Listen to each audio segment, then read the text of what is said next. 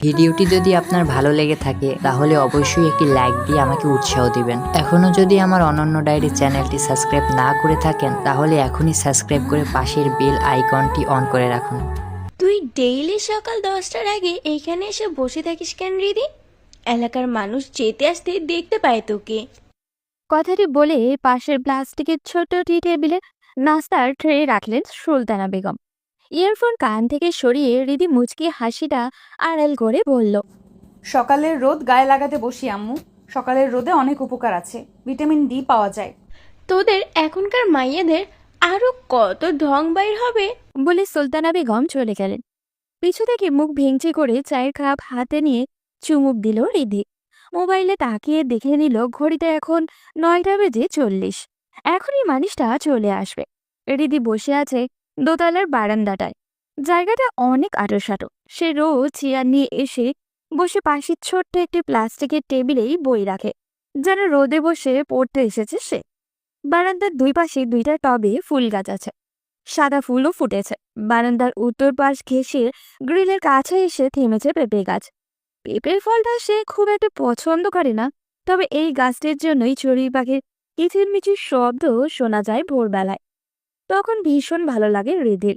এখান থেকে গ্রামের মূল রাস্তা আর মোহমায়া নদী দেখা যায়। বাড়ির উঠানের পরেই একটি পাঁচিল, এরপরেই রাস্তা, আর রাস্তার ওপারেই মোহমায়া নদীটি।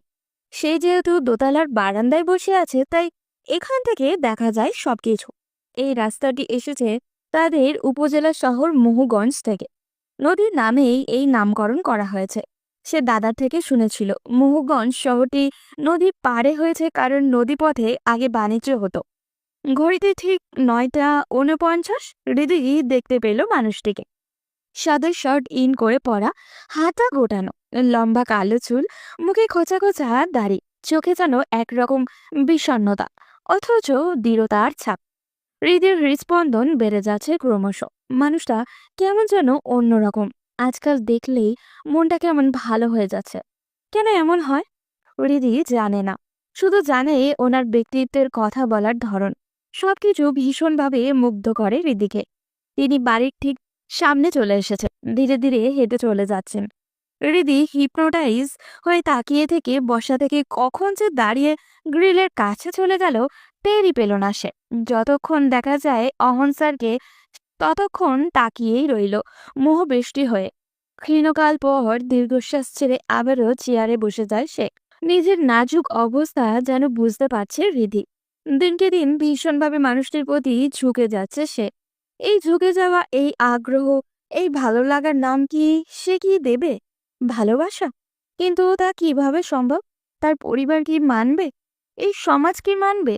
স্যারের সবকিছু জানলে আত্মীয় স্বজন তো কথা বলতে পিছু হটবে না। হৃদি রোজকার মতো আজ আবার নিজেকে আচ্ছা করে শাসন করতে শুরু করলো। এসব পাগলামি তার ছাড়তে হবে, বাড়াবাড়ি বন্ধ করতে হবে। এ হয় না, কোনোভাবেই হবে না। উল্টে কলঙ্ক লাগবে। কিন্তু ভাগ্যের কি নির্মম পরিহাস! নিজের সঙ্গে নিজের এত অঙ্গীকার সন্ধি সবই ভেঙে গেল বিকেল 3টায়, যখন স্কুল ছুটি হয়। ঠিক গ্রিলের কাছে এসে দাঁড়িয়ে গেল রিধি। তাকিয়ে রইল ওই উত্তর দিকে নদীর কুল ঘেঁষে দাঁড়িয়ে থাকা বিশালাকৃতি কদম গাছটির দিকে। এতটুকু যে এখান থেকেই দেখা যাচ্ছে, ওই দিক দিয়েই আসবেন অন সাইড। হৃদের হৃদয়ে আলোড়ন তোলা মানুষটি। ছাত্রছাত্রীরা বুকে বই চেপে ধরে, কেউ পিঠের ব্যাগ ঝুলিয়ে যাচ্ছে। হৃদির চোখ কেবল একটি মানুষকেই খুঁজছে। ক্ষীণ সময় পর দেখা গেল মানুষটিকে। হৃদির ঠোঁটের কোণে এক চিলতে হাসি খেলে গেল, কিন্তু মন ভরে দেখতে পারল না কিছু। পিছু থেকে বেরসিক সেই একটি সুর ভেসে এলো। কি দেখতাছিস এভাবে দাঁড়িয়ে? কেঁপে উঠে ফিরে তাকায় রিধি। মা এসে দাঁড়িয়েছেন পেছনে। নিজেকে দ্রুত সামলে নিয়ে মুচকি হেসে বলল, বাচ্চাদের দেখছিলাম, প্রাইমারি স্কুলের জীবন কত সুন্দর। জোয়ান মাইয়া এত বারান্দায় এসে উকিঝুঁকি না দেওয়াই ভালো। সারাদিন শুধু বারান্দা আর বারান্দা। আমার ঘরের ভেতর সারাদিন দম বন্ধ লাগে। বলে রিধি রুমের দিকে চলে গেল। রিধি যে ভীষণ বাজেভাবে নিজের আত্মনিয়ন্ত্রণ হারিয়ে ফেলছে সেটা টের পেলেই পর কয়েকদিন। বৃহস্পতিবার সরকারি ছুটি থাকায় পরের 3 দিন রিধি ভীষণ অস্থির দিন কাটালো। শুক্র শনিবারে তো এমনিতেই ছুটি থাকে, টানা 3 দিন স্যারকে দেখতে পেল না সে। শনিবার ভোরে সে নিজের অজান্তেই যেন বারান্দায় গিয়ে বসলো। রাস্তা দিয়ে তাকিয়ে রইল আনমনে। একটা কবিতা কথা মনে পড়ল হৃদির। আজ প্রথম কবিতাটি মর্মার্থ অনুবাদন করতে পারল সে। আগে ভাবতো এটা কেমন কথা, 1 কোটি বছর হয়ে তোমাকে দেখিনি। মানুষ তো 1 কোটি বছর বাঁচে না, কিন্তু আজ আজ সে সঠিক বুঝতে পারছে 1 কোটি বছর হতে যে বড়জোর 2-3 দিন সময় লাগে। হৃদি মোবাইলটি বের করে মহাদেব সাহার কবিতাটি গুগলে সার্চ দিল। তারপর পড়তে লাগলো মন্ত্রমুগ্ধের মতো। 1 কোটি বছর হয় তোমাকে দেখি না, একবার তোমাকে দেখতে পাবো এই নিশ্চয়তাটুকু পেলে বিদ্যাসাগরের মতো আমিও সাঁতরে পার হব ভরা দামোদর। কয়েক হাজার বার পাড়ি দেব ইংলিশ চ্যানেল। তোমাকে একটিবার দেখতে পাবো এইটুকু ভরসা পেলে অনায়াসে ডিঙাবো এই কারার প্রাচীর। ছুটে যাব নগরাজ্যে, পাতালপুরীতে, কিংবা বোমারু বিমান ওরা শঙ্কিত শহরে। যদি জানি একবার দেখা পাবো তাহলে উত্তপ্ত মরুভূমি অনায়াসে হেঁটে পাড়ি দেব। কাটা তার ডিঙাবো সহজে, লোকলজ্জা ঝেড়ে মুছে ফেলে যাব যে কোনো সভায় কিংবা পার্কে ও মেলায়। একবার দেখা পাবো শুধু এই আশ্বাস পেলে এক পৃথিবীর এইটুকু দূরত্ব আমি অবলীলাক্রমে পাড়ি দেব। তোমাকে দেখেছি কবে, সেই কবে, কোন বৃহস্পতিবার। আর 1 কোটি বছর হয় তোমাকে দেখি না। কবিতাটি পড়তে পড়তে হৃদির বুকটায় কেমন যেন চিনচিন এক ব্যথা শুরু হলো। শ্বাস প্রশ্বাস বেড়ে গেল। কান্না যেন দলা পাকিয়ে এলো গলার কাছটা। কবিতার প্রতিটি কথা কি তার মনের সুপ্ত কথা নয়?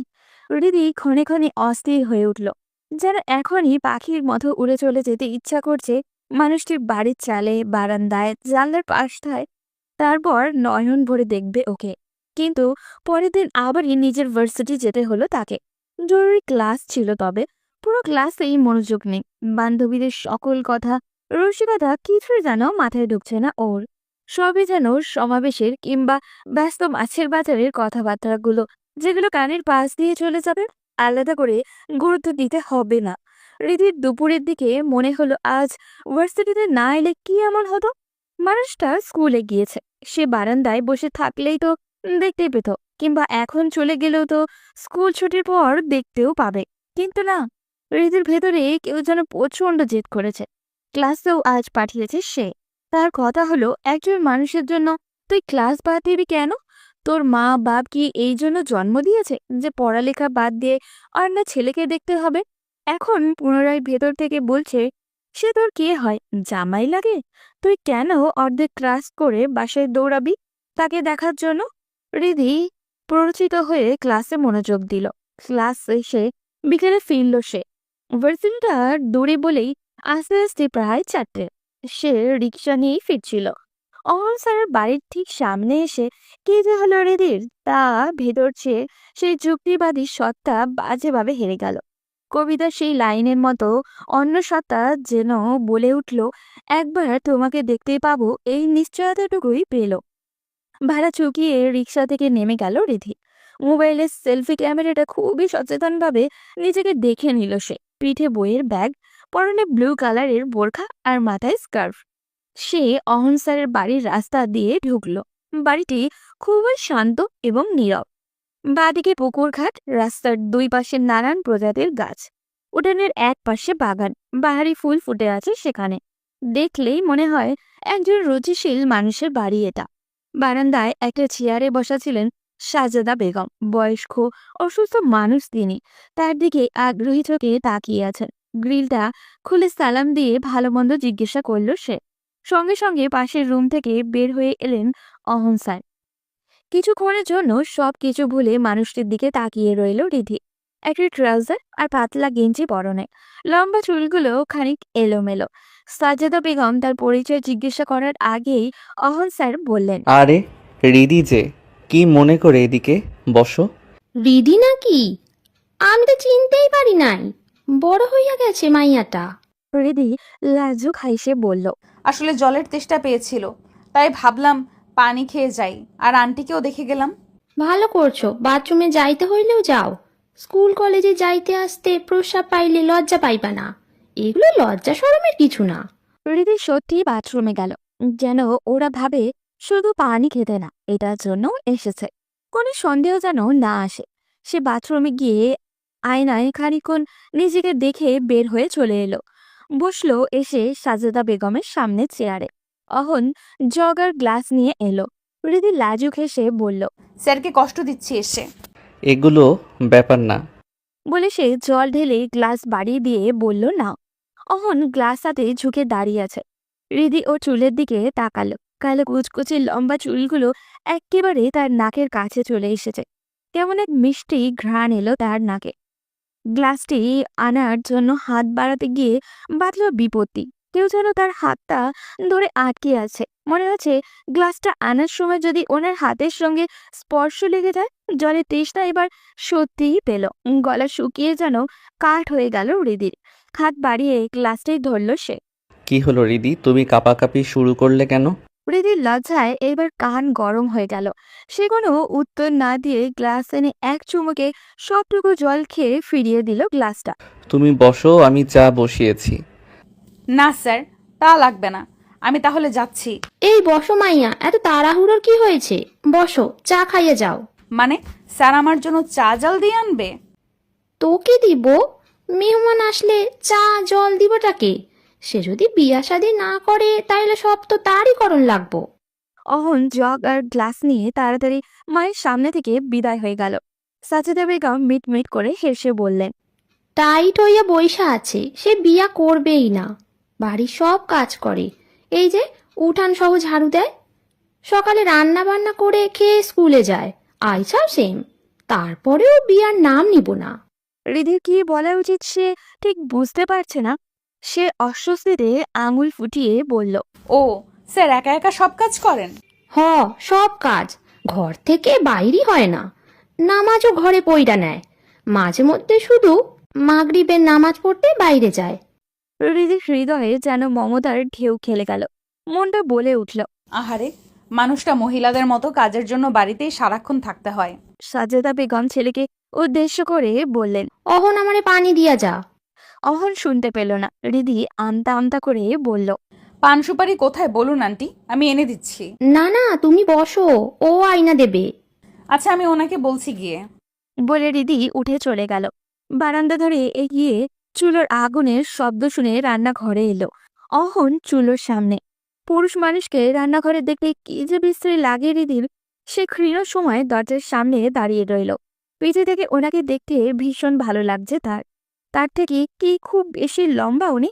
না, এটা এর আগে না তো কখনো খেয়াল করেনি হৃদি। সেও তো একেবারেও খাটো নয়। ভাবনায় ব্যাঘাত ঘটালো অহন। আরে তুমি এখানে কেন?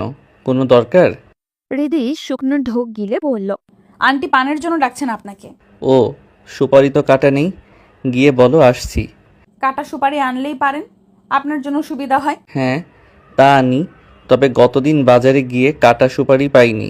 ও আচ্ছা, সুপারি কোথায় আছে বলুন, আমি বানিয়ে দিচ্ছি আন্টিকে। আরে না, তুমি গিয়ে গল্প করো আম্মুর সাথে। তাছাড়া চা বসিয়েছি, সে ভুলে গেছে। চা খাওয়ার পরই না পান খাবে। ও হ্যাঁ, তাই তো।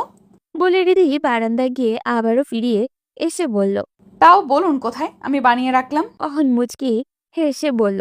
সামনের রুমেই টেবিলে আছে। মুচকি হাসিটা হৃদির হৃদয়ে গিয়ে স্পর্শ করল। সে সামনের রুমে গিয়ে সুপারি আর পান পেল পলিথিনের প্যাকেট। পানদানি পেল ওই পাশে। এগুলো নিয়ে বারান্দায় গিয়ে বলল, আন্টি, স্যার তো বললেন আপনি চা খেয়ে পান খাবেন, আমি না হয় সবগুলো সুপারি বানিয়ে রেখে দিচ্ছি। এই মাইয়া কি বলে এইসব? তোমার এগুলো করা লাগবো না। আয়সা বসো তো। সমস্যা নেই আন্টি।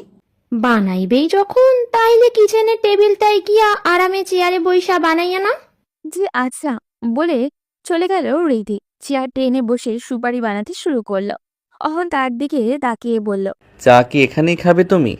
তাহলে আম্মুকে নিয়ে আসি এখানে। আচ্ছা বলে মাথা নাড়ালো হৃদি। অহন গিয়ে মাকে নিয়ে আসলো। সাজেদা বেগম বসে ওর সুপারি বানানো দেখতে লাগলেন। অহন 3 কাপ চা বানিয়ে বিস্কুট আর চায়ের ট্রেটা করে এনে দিলেন। সেও বসলো চেয়ার টেনে। সুপারি পরে বানাও, চা নাও। তিনজনই চায়ের কাপ হাতে নিলেন। অহন চায় চুমুক দিয়ে বলল, আঙ্কেল তো অনেক দিন হয়ে গেল দেশে আসেননি, তাই না? আসবেন আর কবে? এই বছর আসবেন না আর? সাজেদা বেগম চায় চুমুক দিয়ে বললেন। ওর বাবা সৌদি থাকেন তাই না? না, স্পেন থাকে। তাইলে তোমাদের নিল না কেন? ইউরোপ তো ফ্যামিলি নেওন যায়। আম্মুর ইচ্ছে নেই, তবে আমার অনার্স শেষে স্টুডেন্ট ভিসায় ইংল্যান্ড পাঠানোর ইচ্ছা আছে। ওখানে আমার খালা থাকেন। ভালো ভালো, দেশে থাইকা কি হইব, এই দেশে কিচ্ছু নাই, বিদেশ যাও। অহন যুক্ত করে দিয়ে মাকে বলল, ওকে তো আমি ইন্টারে থাকতে টিউশনি পড়িয়েছিলাম। তখন একদিন বললাম ইন্টার শেষে আইএলটিএস দিয়ে চলে যাক, যেহেতু ফ্যামিলির বাইরে পাঠানোই ইচ্ছা। আন্টি আমাকে বলেছিল মেয়েটা এখন অনেক ছোট, অনার্স দিয়ে যাবে। এখন অনার্স দিতে দিতে দেখো বুড়ো হয়ে যাবে। সাজেদা বেগম ধমকের সুরে বললেন, কি যাতা বলিস, বাচ্চা একটা মেয়ে বুড়ো হইয়া যাবে কেন? নিজের চিন্তা কর, চুল পাইকা গেছে, কালার দিয়াও দেখা যায়। অহন মায়ের দিকে তার কটমট করে তাকালো। সাজেদা বেগম তার দৃষ্টি লক্ষ্য করে বললেন, আমার দিকে এভাবে তাকাবি না, আমি তোর স্কুলের ছাত্রছাত্রী না। এবার রিধি খিলখিল করে হেসে উঠল। সাজেদা বেগম সাথে হাসলেন। একাকী বাড়িতে পুরো দিন একা বসে থেকে তিনি তেমন হাসির উপাদান পান না। চা পানের পর রিধি তাদের সাথে গল্প করতে করতে সুপারি কেটে দিয়ে বাসায় ফিরল। আসার সময় সাজেদা বেগম খুবই মিনতি করে বলে দিয়েছেন সে যেন মাঝে মাঝে এভাবেই তাদের বাড়িতে ওঠে। রিধিও কথা দিয়ে এসেছে সে যাবে। বাড়িতে ফেরার পর থেকে রিধি পুরো সন্ধ্যা বিছানায় শুয়েই কাটিয়েছে। সুলতানা বেগম একবার এসে কপালে হাত দিয়েও দেখেছেন অসুখ এলো কিনা। বিকেলে দেরি হওয়ার কারণ এসে মাকে বলেছে বান্ধবীর একজনের বাড়িতে চলে গিয়েছিল। স্যারের বাসায় গিয়েছে বললে তেমন কিছু একটা হতো না, তবু রিধি অতি সাবধানে মায়ের কোনো সন্দেহ আসুক সে চায় না। বান্ধবীর বাসায় গিয়ে খারাপ কোনো বাতাস লাগিয়ে এসেছে কিনা সেটা এখন সুলতানা বেগম বোঝার চেষ্টা করছেন। রাত 9টার দিকে তাকে ঠেলে তুলে সুলতানা বেগম খাবার টেবিলে নিলেন। রিধি চুপচাপ খেয়ে এসে শুয়ে পড়ল। ঘুম আসার পূর্ব অবধি পুরো সময়টা সে গুটিসুটি মেরে শুয়ে শুধু অহনের কথাই ভাবছে। বড় ভালো লাগছে রিদির। বিকেলের প্রতিটি মুহূর্তের প্রতিচ্ছবি তার চোখে ভাসছে। হাত থেকে গ্লাস নেওয়ার মুহূর্তে কাঁপাকাঁপি করেছে কেন কথাটি স্মরণ করতেই মুখ লজ্জায় লাল হয়ে গেছে। কান দিয়ে যেন গরম ভাব বের হচ্ছে ওর। এইসব মধুর ভাবনার ভেতর দিয়ে সে ঘুমিয়ে এক মধুর স্বপ্ন দেখে ফেলল। দেখে বিকেলের মতো সে অহনদের বাসায় আছে। সাজেদা বেগম চা খেতে বলেছেন, সে চা বসিয়েছে গিয়ে। তখনই হঠাৎ অহন এসে তাকে পিছু থেকে জড়িয়ে ধরে চুলের নাক ডুবিয়ে বলল, রিদি, তোমার চুল এত এনার্জেটিক কেন বলো তো? এত লম্বা, ঘন কালো। রিধি মুচকি হেসে বলল, ছাড়ুন তো, চুল আবার এনার্জেটিক কি করে হয়? অহন তাকে টেনে নিজের দিকে ঘুরিয়ে কোমর জড়িয়ে ধরে গালে একটা চুমু খেয়ে বলল, এত জানতে হবে না তোমার। ঠিক আছে ছাড়ুন, রান্নাঘর রান্নাবান্নার জায়গা, এসব ঢঙের না। বলে সে মুচড়ো মুচড়ি করছে। অহন ফিচেল হাসি দিয়ে হাতের বাঁধন আরো শক্ত করলো। ভিডিওটি যদি আপনার ভালো লেগে থাকে তাহলে অবশ্যই একটি লাইক দিয়ে আমাকে উৎসাহ দিবেন। এখনো যদি আমার অনন্য ডায়েরি চ্যানেলটি সাবস্ক্রাইব না করে থাকেন তাহলে এখনই সাবস্ক্রাইব করে পাশের বেল আইকনটি অন করে রাখুন। গিয়ে পানি পান করে এসে এলো সে। এরপর পুরো রাত এদিক ওদিক পাশ ফিরে কেটে গেল। ঘুম এলো না তার। পরদিন ঘুম ভাঙলো বেলা 11টায়। উঠে মোবাইলে টাইম দেখে সে অবাক হয়ে গেল। কিচেনে গিয়ে মাকে বলল, এত বেলা হয়েছে, আমাকে ডাক দাওনি কেন আম্মা? গতকাল থেকে কি জানি হয়েছে তোর, তাই ভাবলাম ঘুমা, উঠেই বা কি করবি। সে ভেতরে ভেতরে ক্ষুব্ধ হয়ে ব্রাশে পেস্ট নিয়ে বারান্দায় এলো। মেজাজটাই খারাপ হয়ে গেছে বেদির। ওরা কি আজ ভোরে আর তার দেখা হলো না। এখন সে বিকেল 3টা অবধি অপেক্ষা করতে হবে। আজ উনি কি পরে এসেছেন? হৃদির ধারণা আজ সাদা শার্ট ইন করে পরে এসেছেন। অহন স্যারের সবকিছু তার মুখস্থ কিনা। উনি একদিন টি শার্ট পরে আসেন, ও তো আরেকদিন শার্ট, মাঝে মাঝে পাঞ্জাবিও পরেন। হৃদি বাথরুমে চলে গেল। ফ্রেশ হয়ে বের হয়ে নাস্তাও করলো। এরপর পুরো দিনটা কাটালো একরকম অসহ্য যন্ত্রণায়। কখন 3টা হবে, অহন স্যারকে দেখা মিলবে, এভাবে আরও মাসখানেক চলে গেল রিদির। দিনকে দিন তার মস্তিষ্ক যেন অহন স্যারের দখল নিয়ে নিচ্ছে। এক পর্যায়ে সে নিজের সঙ্গে আপোষই করতে হলো। বুঝতে পারল নিজের কাছে আর মনের নিয়ন্ত্রণ নেই।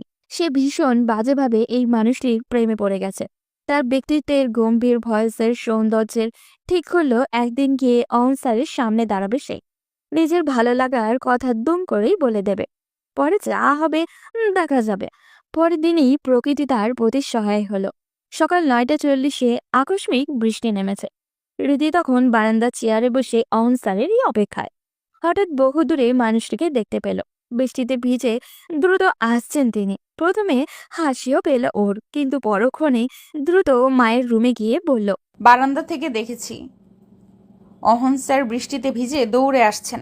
ছাতাটা দিয়ে আসি নাকি আম্মু? উনি পরে তো দিয়ে যেতে পারবে। ও আচ্ছা, তাইলে যা, তাড়াতাড়ি ছাতা দিয়ে আয়। হৃদি ছাতা নিয়ে তাড়াতাড়ি ওড়না ঠিক করে মাথায় দিয়ে বাইরে বের হলো। অহন স্যার তখন একেবারে তাদের বাড়ির গেটের সামনে চলে এসেছে। সে মুচকে হেসে বলল, কি অবস্থা স্যার, ছাতা নিয়ে বের হতেন? বুঝিনি, হঠাৎ বৃষ্টি চলে এলো। তুমি কোথাও যাচ্ছ নাকি? না, আপনি ছাতার নিচে আসুন, আমাকে বাসায় দিয়ে ছাতা নিয়ে চলে যান। এত দূর এভাবে যেতে পারবেন না। হ্যাঁ, তা ভালো বলেছ। আমার আবার বৃষ্টির পানি মাথায় লাগলেই জ্বর আসে। বলে তিনি গেটের কাছে এসে ছাতা হাতে নিয়ে হৃদির দিকে তাকিয়ে যেন কিছু একটা ভাবছেন। হৃদি ওনার অস্বস্তি টের পেয়ে বলল, ঠিক আছে, আপনি ছাতা নিয়ে চলে যান, আমার মাথায় ওড়না আছে, চলে যাচ্ছি। না, তা হয় না, তোমাকে বাড়িতে দিয়েই যাই। বলে ছাতা তুলে ধরলেন। হৃদি ছাতার নিচে আরো ঘনিষ্ঠ হয়ে এলো ওরা দুজন। দুজন হাঁটতেও লাগলো। হৃদি মাথা নুইয়ে হাঁটছে। স্যারের পায়ে চটি জুতো, উনি সব সময়ই এইরকমই জুতো পরেন।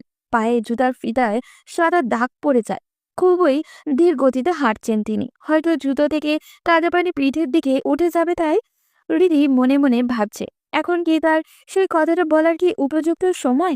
ভাবতে এই ভয়ে কেমন যেন বুক কাঁপতে শুরু করলো ওর। খানিক এগিয়ে গিয়ে দেখা গেল সুলতানা বেগম দাঁড়িয়ে আছেন। অহন স্যার গেটের কাছে গিয়ে বললেন, যাও তুমি, আমি ছাতা আসার সময় দিয়ে যাব। তারপর সুলতানা বেগমের দিকে তাকিয়ে সালাম দিতেই তিনি জবাব দিয়ে বললেন, ভেতরে এসে বইসা যাও অহন, এসে চা খেয়ে যাও। না আন্টি, অন্যদিন আসবো। আরে আসো, মাথা টাথা মুইছা যাও, স্কুলের টাইম তো আসেই। হৃদিও মায়ের সঙ্গে জোর দিয়ে বলল। না স্যার, সময় আছে, আসুন ভেতরে। অহন ইতস্তত করে ভেতরে এলো। সুলতানা বেগম মেয়েকে গামছা এনে দিতে বললেন। হৃদি দ্রুত গিয়ে গামছা এনেও দিল। অহন মাথা মুছে ফিরিয়ে দিল গামছা। আসো, ভেতরে এসে বসো। না আন্টি, এখন যাচ্ছি। হৃদি পুনরায় বলল। আসুন না, বসে যান। অহন ভেতরে এলো। তাকে বসতে দেওয়া হলো টিভি রুমের সোফায়। হৃদি দাঁড়িয়ে রইল দরজার কাছে। সুলতানা বেগম ভেতরে গেলেন। তোমার মায়ের কি অবস্থা বাবা? এই তো আগের মতোই। আর হ্যাঁ রিদি, তুমি ওই দিন গিয়ে তো আর যাওনি। এদিকে আম্মুকে কি মায়া লাগিয়ে এসেছো। দুদিন পর পর তোমার কথা বলে। আর সুপারি কেটে দিয়েছিলে, সেগুলো নাকি অনেক চিকন চিকন হয়েছে। আমার সেরকম হয় না। বলে হেসে পেল সে। সুলতানা বেগম কিছু বুঝতে না পেরে মেয়ের দিকে তাকালেন। হৃদি আমতা আমতা করে বলল, মাসখানেক আগে একদিন পানির পিপাসা পেয়েছিল, তারপর ভাবলাম তাদের বাড়িতে উঠে খেয়ে যাই। তখন আন্টিও সুপারির জন্য ওনাকে ডাকছিলেন, পরে আমি কেটে দিয়েছিলাম আর কি। ও আচ্ছা, বলিসনি তো আগে। খেয়াল ছিল না। আচ্ছা বাবা, বসো তুমি, আমি চা বানাইতেছি, চা খেয়ে যাবে। বলে চলে গেলেন। অহন হৃদির দিকে তাকিয়ে বলল। বসো তুমি, দাঁড়িয়ে আছো কেন? হৃদি গিয়ে সামনের সোফায় বসলো। একবার সে অহনের দিকে তাকিয়ে চোখ সরিয়ে নিল। ওর মুখ আজ ক্লিন শেভ। ক্লিন শেভ হৃদি একদম পছন্দ করে না, অথচ এই মানুষটিকে ক্লিন শেভের দারুণ লাগছে। তবে এটা ঠিক, দাড়ি রাখা ফ্যাশন হলেও দাড়িতে সুন্দর লাগেও। প্রায় মানুষকে সে দাড়ি থেকে ক্লিন শেভে বেশি সুন্দর লাগতে দেখেছে। সে আজ ভালোভাবে আবিষ্কার করলো সেই মানুষটার দলে অহন স্যারও আছেন। তা কি অবস্থা তোমার? আর কবে যাবে আমাদের বাড়িতে? আচ্ছা, পরে ভার্সিটিতে যেদিন যাব উঠে আসব। ঠিক আছে, কিন্তু তুমি আমাকে এত লজ্জা পাও কেন আজকাল? আমি বাঘ না ভাল্লুক? হৃদির লজ্জা যেন আরো কয়েক গুণ বেড়ে গেল। সে মুচকে হেসে মাথা নুইয়ে ফেলল। মা তো তোমার প্রশংসায় পঞ্চমুখ। এই অল্প সময়ে কি এত প্রশংসা দেখলেন আন্টি? কত কিছু শুনবে সেই তালিকা। হৃদি সামনে চুলগুলো কানে গুজে ওড়না টেনে বলল, বলুন। তুমি অনেক লাজুক। লাজুক মেয়েরা ভালো, আজকালকার মেয়েদের লজ্জা শরম নাই। তোমার গালের মাঝখানে তিল, এ ধরনের মেয়েরা অনেক লক্ষ্মী হয়। এরা জামাই সোহাগী। আটকে গেল অহন, যেন সে এই শেষের কথা বলতে চায়নি। হৃদি লজ্জায় মাথা নুইয়ে আছে। সে এক হাতে কপাল ঘষছে, আর এক হাতে কামিজের কোণের অংশ টেনে অস্বস্তি আড়াল করতে যাচ্ছে। এভাবে অনেকক্ষণ চলে গেল তাদের। হৃদি মোটেও ওর হৃদয়ের কথা বলতে পারল না, বলার কথা সামনে বসে কল্পনা করতে পারল না। ভাবতেই তার কপাল গলা ঘেমে যাচ্ছে। প্রকৃতি তাকে যে সুযোগ দিয়েছিল সেটার ইতি টানলেন এসে সুলতানা বেগম। চা নিয়ে এসে টি টেবিলে রেখে অহনকে দিলেন, নিজে নিয়ে হৃদিকেও দিলেন। তিনজনই চায়ে চুমুক দিল। তারপর ক্ষীণ সময় নীরবতা ভেঙে সুলতানা বেগম বললেন, স্টুডেন্ট ভিসায় বাইরে যাইতে হইলে আইএলসে এখন কত পাইতে হয় বাবা? 6 তো মাস্ট লাগবে আন্টি। 6.5 হলে ভালো, তবে ওয়ার্ক পারমিট ভিসায় 4.5এই হয়ে যায়। ওকে তো স্টুডেন্ট ভিসাতে পাঠাইবো, ওর খালা তাই কয় 6 কি পাইবো ও? পাবে, তবে অনেক পরিশ্রম করতে হবে। মাস 6 পরিশ্রম করলে পারতেও পারে, অথবা 1 বছর। হৃদির পড়ালেখার বিষয়ে খানিকক্ষণ আলাপও হলো, কিন্তু দীর্ঘ হতে দিল না অহন। স্কুলের সময় হয়ে যাচ্ছে বলে চলে গেল সে। এরপর পুরো দিন বৃষ্টির দিন, স্কুল ছুটির সময়ও। তখন হৃদি বারান্দায় তাকিয়ে দেখছে সে। অহন তাদের গেটের কাছে এসে বাড়ির দিকে তাকিয়ে হৃদিকে দেখতে পেয়ে বলল, ছাতা নিয়ে চলে যাচ্ছি। চলে যান স্যার। অহন চলে গেল। হৃদি তাকিয়ে রইল যতক্ষণ দেখা যায়।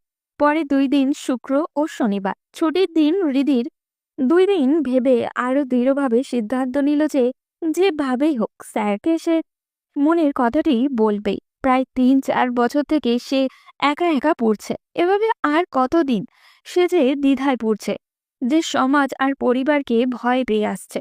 সেই ভয় তো তাকে নিয়ন্ত্রণ করতে পারেনি।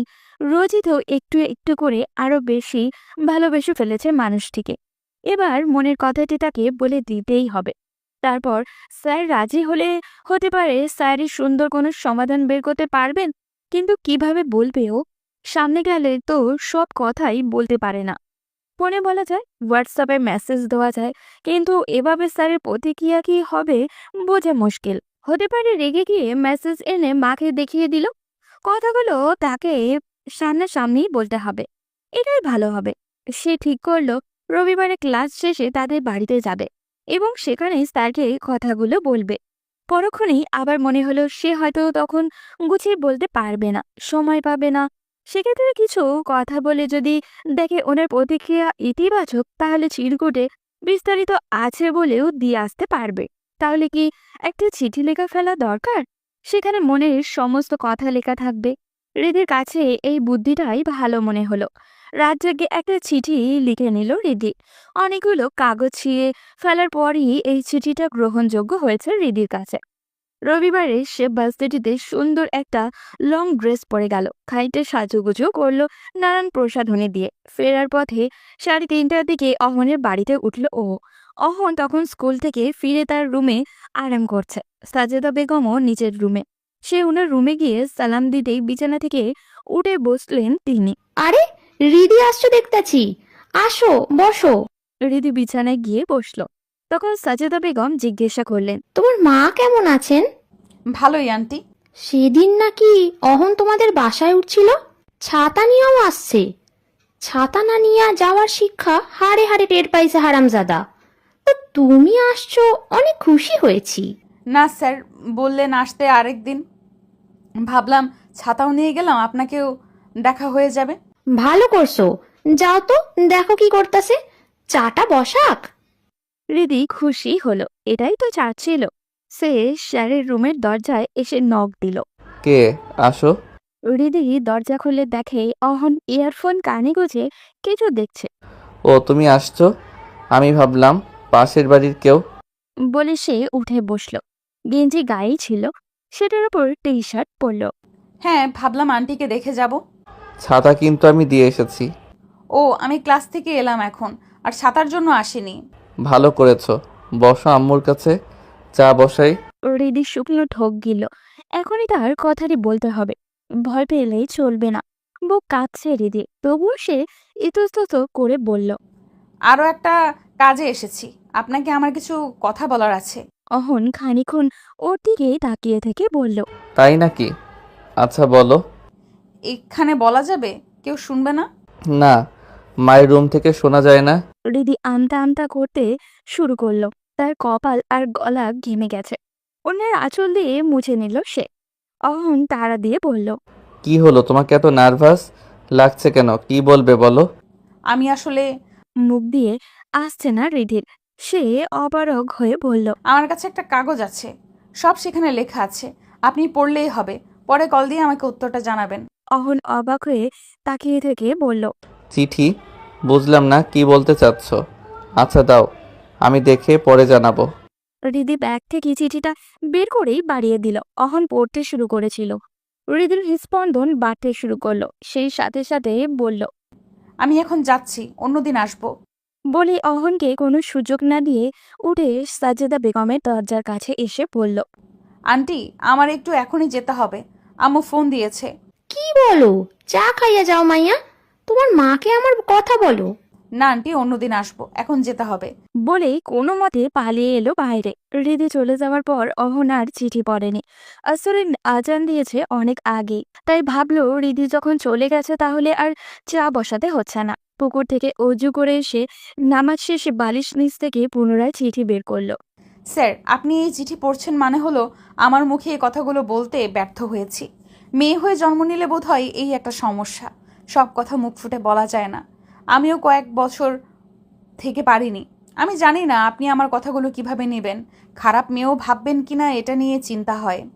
তবুও কি করব বলুন, আমি অপারগ। আপনি আমাকে প্রায় 1 বছর পড়িয়েছিলেন। প্রতিদিন বাদ আসর নামাজ পড়ে আপনি আমাকে পড়াতে আসতেন। সময়টা নেহাত কম ছিল না। এই সময়টাতে আপনি আমাকে আপনার প্রেমে পড়তে বাধ্য করেছেন। আপনার কাছে পড়তে বসলে আমার এত ভালো লাগতো কেন জানি না। আপনার রাশভারী পুরুষালী ভয়েস আমাকে ভেতরে কেন এত আলোড়ন তুলতো আমি জানি না। আপনি এসে টেবিলে বসতেন, মাথায় তখনও টুপি থাকতো।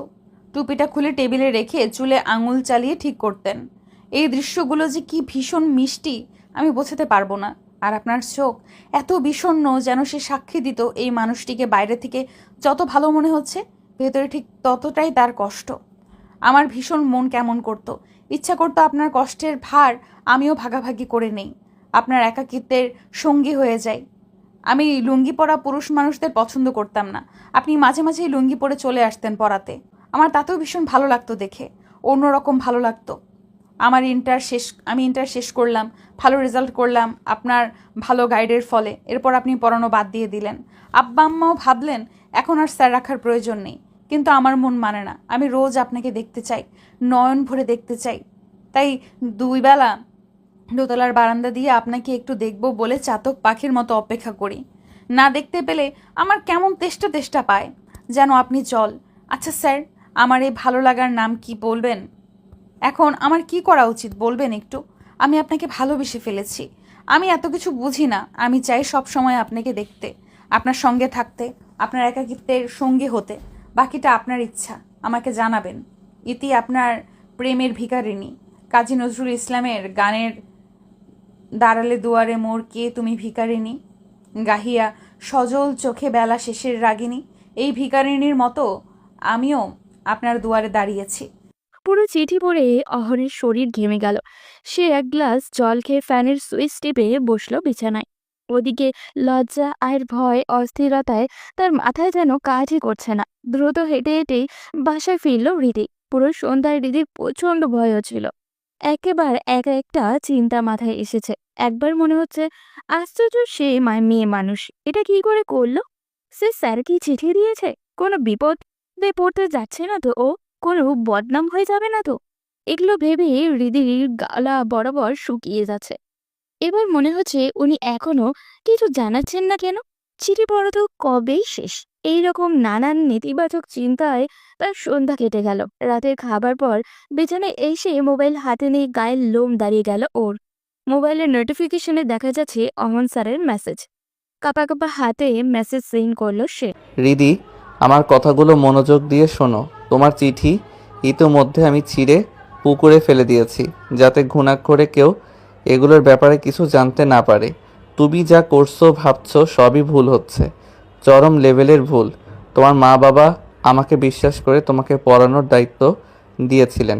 এখন এসব তারা শুনলে খুবই কষ্ট পাবেন। তাছাড়া তোমার জন্য উজ্জ্বল ভবিষ্যৎ অপেক্ষা করছে। তুমি সদ্য ফোটা এক নবীন পুষ্প, আমার মতো না। তুমি কেন আমার সাথে নিজের জীবন জড়াবে? তুমি এরকম ভুল সিদ্ধান্ত নিয়ে সুন্দর জীবন নষ্ট করতে পারো না। আন্টির অনেক স্বপ্ন তোমাকে নিয়ে, আর কখনো এগুলো আমাকে বলবে না। আমি তোমার থেকে এসব আর শুনতে চাই না। পড়ালেখায় মনোযোগ দাও। ভালো থেকো। মেসেজ পড়ে হৃদির মিশ্র অনুভূতি হলো। স্যার তাকে প্রত্যাখ্যান করেছে, এইটা একটা কষ্ট। ইতিবাচক বিষয় হলো স্যার প্রত্যাখ্যান করলেও তা গোপন থাকবে। নিজেকে নিরাপদ দেখে হৃদি বেশ সাহস পেল। সে পুনরায় মেসেজ দিল। আপনাকে পেলে আমার উজ্জ্বল ভবিষ্যৎ অন্ধকার হয়ে যাবে কেন মনে হচ্ছে? আমি তো আপনাকে চিনি, আপনার অতীত জানি, আপনার পরিবারকে জানি, সব কিছু জেনে বুঝেই তো চেয়েছি।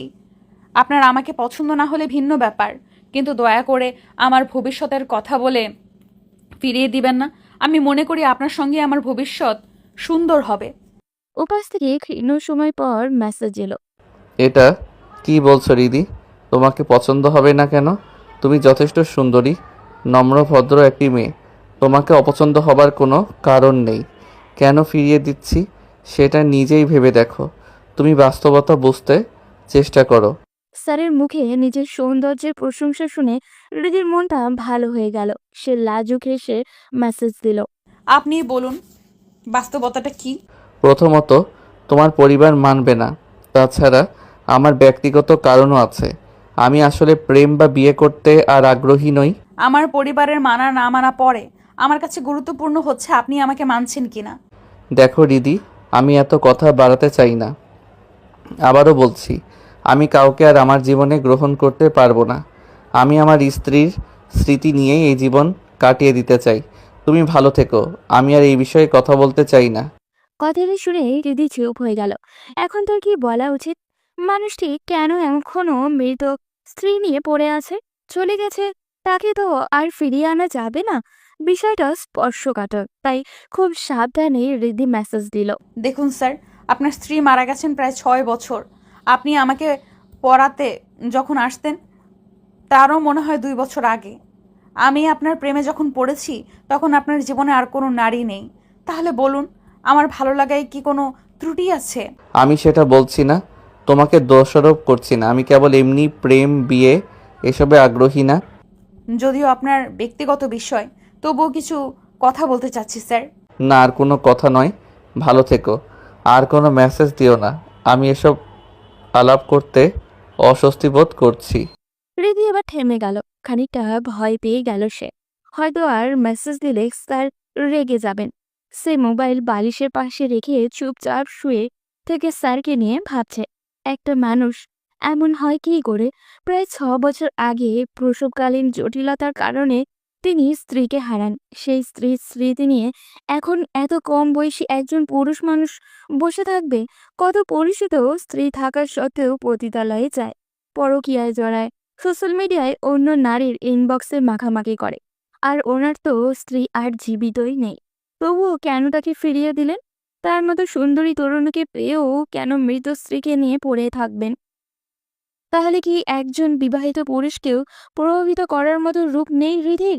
কেমন যেন এক অদ্ভুত হচ্ছে ওর।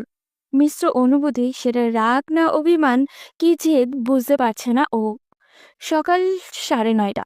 অহন স্কুলে যাওয়ার জন্য বেরিয়েছে। আজ তার হাতে ছাতা আছে, পরনে কালো গেঞ্জি, বাঁ হাতের কবজির উপরে ঘড়ি। নদীর তীর ঘেঁষে আসা ওই রাস্তাটি এসে শিমুল গাছের কাছে বাঁক নিয়েছে। সেটা পার হতেই নগ্ন হয়েছে হৃদিদের দোতলা বাড়িটি। অহন সাবধানে তাকিয়ে দেখে নিল বারান্দা। রোজকার মতো হৃদি বসে আছে সেখানটায়। প্রায়ই সে হৃদিকে বারান্দায় বসে থাকতে দেখে, কিন্তু কখনো এর কারণ ও ভাবেনি। আজ ভাবছে সে, মেয়েটি কি তাকে দেখতেই এসে বসে থাকে এখানে? ওর প্রস্তাবের আগে তার এই ভাবনাগুলো আসেনি কেন? হয়তো সে চিন্তাও করেনি তার মতো একজন বিবাহিত পুরুষের প্রেমে পড়তে পারে হৃদি। তাই ওর সবকিছু ইতিবাচকভাবে নিয়েছে অহন। হৃদির বয়স কতই বা হবে? 22 বা 23 বছরের উপরে তো কোনো ভাবেই হবে না। অথচ তার বয়স 35 বছর হতে চলল। এই মেয়েটি তার প্রেমে পড়ে যাবে এটা চিন্তাতেও আসেনি কখনো। অহন বারান্দার দিকে না তাকিয়ে চলে যেতে চাচ্ছে, কিন্তু আজ বারবার চোখ চলে যাচ্ছে সেদিকে। হৃদিক গ্রিল ধরে দাঁড়িয়ে আছে। ওর পরনে কমলা রঙের একটি কামিজ, হাত কোনই অবধি সেটার মাথার চুল একপাশে কপাল বেয়ে এসে পড়েছে। সে চোখ সরিয়ে নিল। হৃদিদের গেটের সামনে দিয়ে খানিকটা দ্রুত পদেই সে চলে গেল। আজ রীতিকে একটু বেশি কি সুন্দর লাগছে তার কাছে। অহন এইসব ভাবনাকে গুরুত্ব দিতে চাইল না, চলে গেল স্কুলে। ফেরার পথেও দেখতে পেল ওকে। অহনের বুঝতে আর বাকি রইল না হৃদি সব সময় এভাবে তাকে দেখতেই দাঁড়িয়ে থাকে। এভাবে মাসখানেক চলে গেল। রোজ যেতে আসতে হৃদিকে বারান্দায় দেখতে পায় সে। অহন ভেতরে ভেতরে অবাক হয়। হৃদি তাকে আর কখনো মেসেজ দেয়নি, তাদের বাড়িতেও যায়নি, অথচ শুধু দূর থেকে তাকিয়ে কেবল দেখে তাকে। আরো এক সপ্তাহ খানিক পর এক শুক্রবার রাতে হঠাৎ তাকে অবাক করে দিয়ে হৃদির মেসেজ এলো। কেমন আছেন স্যার? সে দ্বিধায় পড়ে গেল। রিপ্লাই কি দিবে? সে তো শেষ দিন বলেছিল আর তাকে মেসেজ না দিতে। এখন সে রিপ্লাই দিতে যাবে কেন? মোবাইলটা বালিশের পাশে রেখে চোখ বুজে রইল। নানান ভাবনা মাথায় ঘুরতে শুরু করলো। তার কি রিপ্লাই দেওয়া উচিত? মেয়েটি তো এরপর আর এতদিন মেসেজ দেয়নি। ভদ্রতা থেকেও তো কথা বলা যায় নাকি? সে ফোন হাতে নিয়েই রিপ্লাই দিল, তবে খানিকটা গাম্ভীর্যের সুরে। হ্যাঁ, ভালো আছি, কিন্তু মেসেজ কেন দিয়েছো? কোনো জরুরি প্রয়োজন? উপাস থেকে এবার ভয়েস রেকর্ড এলো। সে অবাক হয়ে ইয়ারফোন কানে গুঁজে প্লে করলো। জরুরি কিছুর জন্য মেসেজ দেইনি। শুক্রবার তো, আজ 2 বেলা কেউ আমাদের বারান্দার দিকে বারবার তাকিয়ে আমাকে দেখেনি বলে মিস করছিলাম। বলে ফিক করে হেসে দিল রিধি। অহন অবাক হয়ে গেল ভয়েস শুনে। রিধি হেসে হেসে ইয়ার্কির সুরে কথা বলছে। শেষ দিকে স্পষ্ট হাসলো ও। সে বারান্দায় তাকিয়ে রোজ 2 বেলা ওকে দেখে মানে? রিধি এইরকম ইয়ার্কি করে কথাটা বলতে পারে সে ভাবতেই পারেনি। সে তো ওদিকে তাকায় না। হঠাৎই চোখ চলে যায়, আবার চোখ ফিরিয়েও নেয়। মেজাজটা খারাপ হয়ে গেল তার। সে রিপ্লাইও দিল। তুমি তো খুবই বেয়াদব মেয়ে। আমি তোমার দিকে তাকাই মানে? আর হাসছো কেন? মনে রাখবে, আমি তোমার টিচার, তোমার এলাকার স্কুলের শিক্ষক। তুমি নিজেই বারান্দায় এসে বসে থাকো। আমি এগুলো পছন্দ করি না। পুনরায় ভয়েস দিল। কি আমি বেয়াদব? আপনি গালাগাল করছেন একটা যুবতী মেয়েকে, আর আমি আমার বারান্দায় দাঁড়িয়ে থাকলে অসুবিধা কি? আমি রোদ পোহাই, প্রকৃতি দেখি, তাতে আপনার কি? আমি রোজ দাঁড়িয়ে থাকবো। তুমি আমাকে মেসেজ দিও না, আর তুমি তোমার বারান্দায় দাঁড়িয়ে থাইকো, আমার কি? দিলাম না আর আপনাকে মেসেজ। বারান্দার দিকে বারবার তাকিয়ে ছাত্রীকে দেখা যায়, আবার প্রেম করলে অসুবিধা। অহন পুনরায় ওর কথাগুলোর সাথে হাসির আভাসও পেল। মেয়েটি তার সাথে মজা করতে শুরু করেছে। আর কোনোদিন ওই বারান্দার দিকে তাকানো যাবে না। সে আর মেসেজের রিপ্লাইও দিল না। এরপর বেশ কয়েকদিন সে স্কুলে যেতে আসতে বারান্দায় একবার ওকে দেখে চোখ ফিরিয়ে দ্রুত বাড়িটা পেরিয়ে চলে যায়। এভাবে মাসখানেক চলে গেল। হঠাৎ সে কিছুদিন ধরে লক্ষ্য করে হৃদি আর বারান্দায় আসে না। আগে 2 বার এলেও এখন একবারও আসে না। এভাবে গুনে গুনে 3 দিন চলে গেল। হৃদির দেখা পাওয়া আর যায় না। একবার মনে হয় কোনো অসুখ বিসুখ হলো না তো ওর। আবার মনে কোথাও বেড়াতে গেল নাকি। রাস্তা দিয়ে যাওয়ার সময় তাও মনে হয় না। কেচি গেট খোলা দেখা যায়। বারান্দার দড়িতে হৃদির ভেজা কাপড়গুলো ঝুলতে থাকতে দেখা যায়। এতদিনে হৃদির সকল কাপড়ের রং মুখস্থ হয়ে গেছে তার। সে বুঝতে পারে ও বাড়িতেই আছে, কিন্তু বারান্দায় আর আসে না। হয়তো অসুস্থ, নয়তো এমনিতেই আর আসে না। তার কি ওদের বাড়িতে যাওয়া উচিত? গিয়ে কি বলবে সে হৃদি বারান্দায় আসে না কেন? এটা তো বলা যায় না নাকি? নিজ থেকে মেসেজ দিতেও অস্বস্তি বোধ করছে ওর। এভাবে আরো দিন কয়েক যেতেই সে অস্থির হয়ে উঠল। একদিন রাতে রীতিমতো ছটফট করতে শুরু করলো অহন। সিদ্ধান্ত নিল মেসেজ দিবে। সে মোবাইল বের করে মেসেজ দিল। তোমাকে আজকাল দেখাই যায় না, অসুস্থ টসুস্থ নাকি? মেসেজ সিন হলো না। দুটো চিহ্ন দেখালেও সেটা সবুজ আর হলো না। অহন ভেতরের অস্থিরতা নিয়ে অপেক্ষায় রইল। বিরক্তিকর এই অপেক্ষার রাত 2টা পেরিয়ে হলো 3টা। তবুও মেসেজ সিন করেনি হৃদি। ঘুম এলো তার একটু পরেই। আজ সে ফজরের নামাজও পড়তে পারল না। ঘুম ভাঙল সকাল 8:30টার দিকে। উঠেই মোবাইল হাতে নিয়ে দেখে হৃদির মেসেজ। আমি আর বারান্দায় যাব না ঠিক করেছি। আপনি রোজ কষ্ট করে নিজেকে ধরে বেঁধে মাথা নুইয়ে আমাদের বাড়ির সামনে দিয়ে যান। এর থেকে আমার বারান্দায় না দাঁড়ানোই ভালো। আপনার মনের ওপর এবং ঘাড়ের ওপর চাপ পড়ুক তা আমি চাই না। অহন হাঁপ ছেড়ে বাঁচল। তার মানে অসুখ বিসুখ হয়নি ওর, কিন্তু গায়ে খুব লাগলো কথাটাতে। সে রিপ্লাইও দিল। আমি কষ্ট করে মাথা নুইয়ে যাব কেন? আমার এদিক ওদিক তাকানোর অভ্যাস নেই। মেসেজটি দিয়ে সে ব্রাশে পেস্ট নিয়ে বাথরুমে চলে গেল। ফ্রেশ হয়ে এসে বের হয়ে হৃদির মেসেজ পেল। না তাকালে জানলেন কিভাবে আমি বারান্দায় যাই না? কেন, আমি কি কানা? একবার হলেও তো চোখ যায়। তা কেউ বারান্দায় না গেলে আপনার মেসেজ দিয়ে খবর নেওয়ার কি আছে? অহন চুপ করে থেকে ক্ষীণ সময় পর মেসেজ দিল। এমনি ভাবলাম অসুখ বিসুখ হলো কি না। একটা কথা বলি, কি কথা? এইভাবে কি একটা জীবন চলে? আন্টির জন্য হলেও তো আপনার বিয়ে করা দরকার। হ্যাঁ মানলাম আগের স্ত্রীর স্মৃতি ভুলতে পারছেন না, অন্য মেয়ের কথা ভাবতে পারছেন না, কিন্তু নিজে একদম মনের দরজা বন্ধ করে বসে থাকলে কি আগ্রহ তৈরি হবে? আপনি ধীরে ধীরে কথা বলতে হবে, মিশতে হবে, দেখবেন নতুন করে স্বপ্ন আসবে, ভালো লাগা তৈরি হবে। জানি অনধিকার চর্চা হচ্ছে, ছোট মুখে বড় বড় কথা বলে ফেলছি, আমার কোনো ভুল হলে দুঃখিত। বাবা, তুমি তো অনেক বড় হয়ে গেছো মনে হচ্ছে। যাই হোক, আমি আগেই বলেছি আমার স্ত্রীকে ছাড়া আর কোনো মেয়েকে আমি ভাবতে পারি না। আপনার স্ত্রীও কিন্তু চাইবেন না ওনার মৃত্যুর পর আপনার মতো একজন ইয়াং মানুষ অবিবাহিত থাকুক, জীবনটা এইভাবে কাটিয়ে দিক। উনি নিশ্চয়ই চাইবেন আপনি সুখে শান্তিতে থাকুন। তাছাড়া কতদিন এইভাবে স্কুল শেষে আবার নিজেও রান্নাবান্না করবেন? আপনি ঘুম থেকে উঠে ফ্রেশ হয়ে গোসল করে টেবিলে খাবার পেতে চান না? সন্ধ্যায় কেউ আপনার জন্য চা নিয়ে এসে পাশে বসুক চান না? ভেবে দেখুন কত সুন্দর হতে পারে আপনার জীবনটা। ভালো থাকো, আর কোনো কথা নয়। আমি মেসেজ দিয়েছিলাম অসুস্থ কিনা জানতে, আর কোনো কথা নেই আমার। বলে সে ডাটা অফ করে দিল। মেয়েটি তার মাথা নষ্ট করে দেবে মনে হচ্ছে। ক্ষীণ সময় পর পুনরায় ভাবে, সত্যিই তো তার দিন দিন কেমন যেন চিন্তাভাবনা পাল্টে যেতে শুরু করেছে, যেন নতুন কোনো অনুভূতি তৈরি হচ্ছে হৃদিকে ঘিরে। এই ভাবনাগুলো মাথায় আসতেই তার মনে নতুন একটা ভয় বাসা বাঁধতে শুরু করলো। এই ভয় দূর করতে আর মাথা থেকে হৃদি চিন্তা সরাতে মোবাইল রেখে চলে গেল সে রোজকার কাজকর্মে। সকাল 9:30। হৃদি ছাদে চলে এলো। কিছুদিন থেকে এই রকমই করছে সে। কখন স্যার এদিকে আসবেন সেই অপেক্ষায় পায়চারি শুরু করলো। মিনিট 5 পরেই শিমুল গাছের নিচ দিয়ে অহনকে আসতে দেখে ছাদের দেওয়ালের পাশে বসে গেল সে। শুধু চোখটা বের করে তাকিয়ে রইল। আজ তার পরনে ব্লু কালার টি শার্ট আর জিন্স পরেছে, বেশ লাগছে দেখতে। কাছাকাছি আসার পর হৃদি স্পষ্ট দেখতে পাচ্ছে অহন স্যার বারবার বারান্দার দিকে তাকাচ্ছেন। বেশ মজাও পাচ্ছে হৃদি। স্যার কি তার প্রতি খানিকটা দুর্বল হতে শুরু করেছেন? নিশ্চয়ই তাই।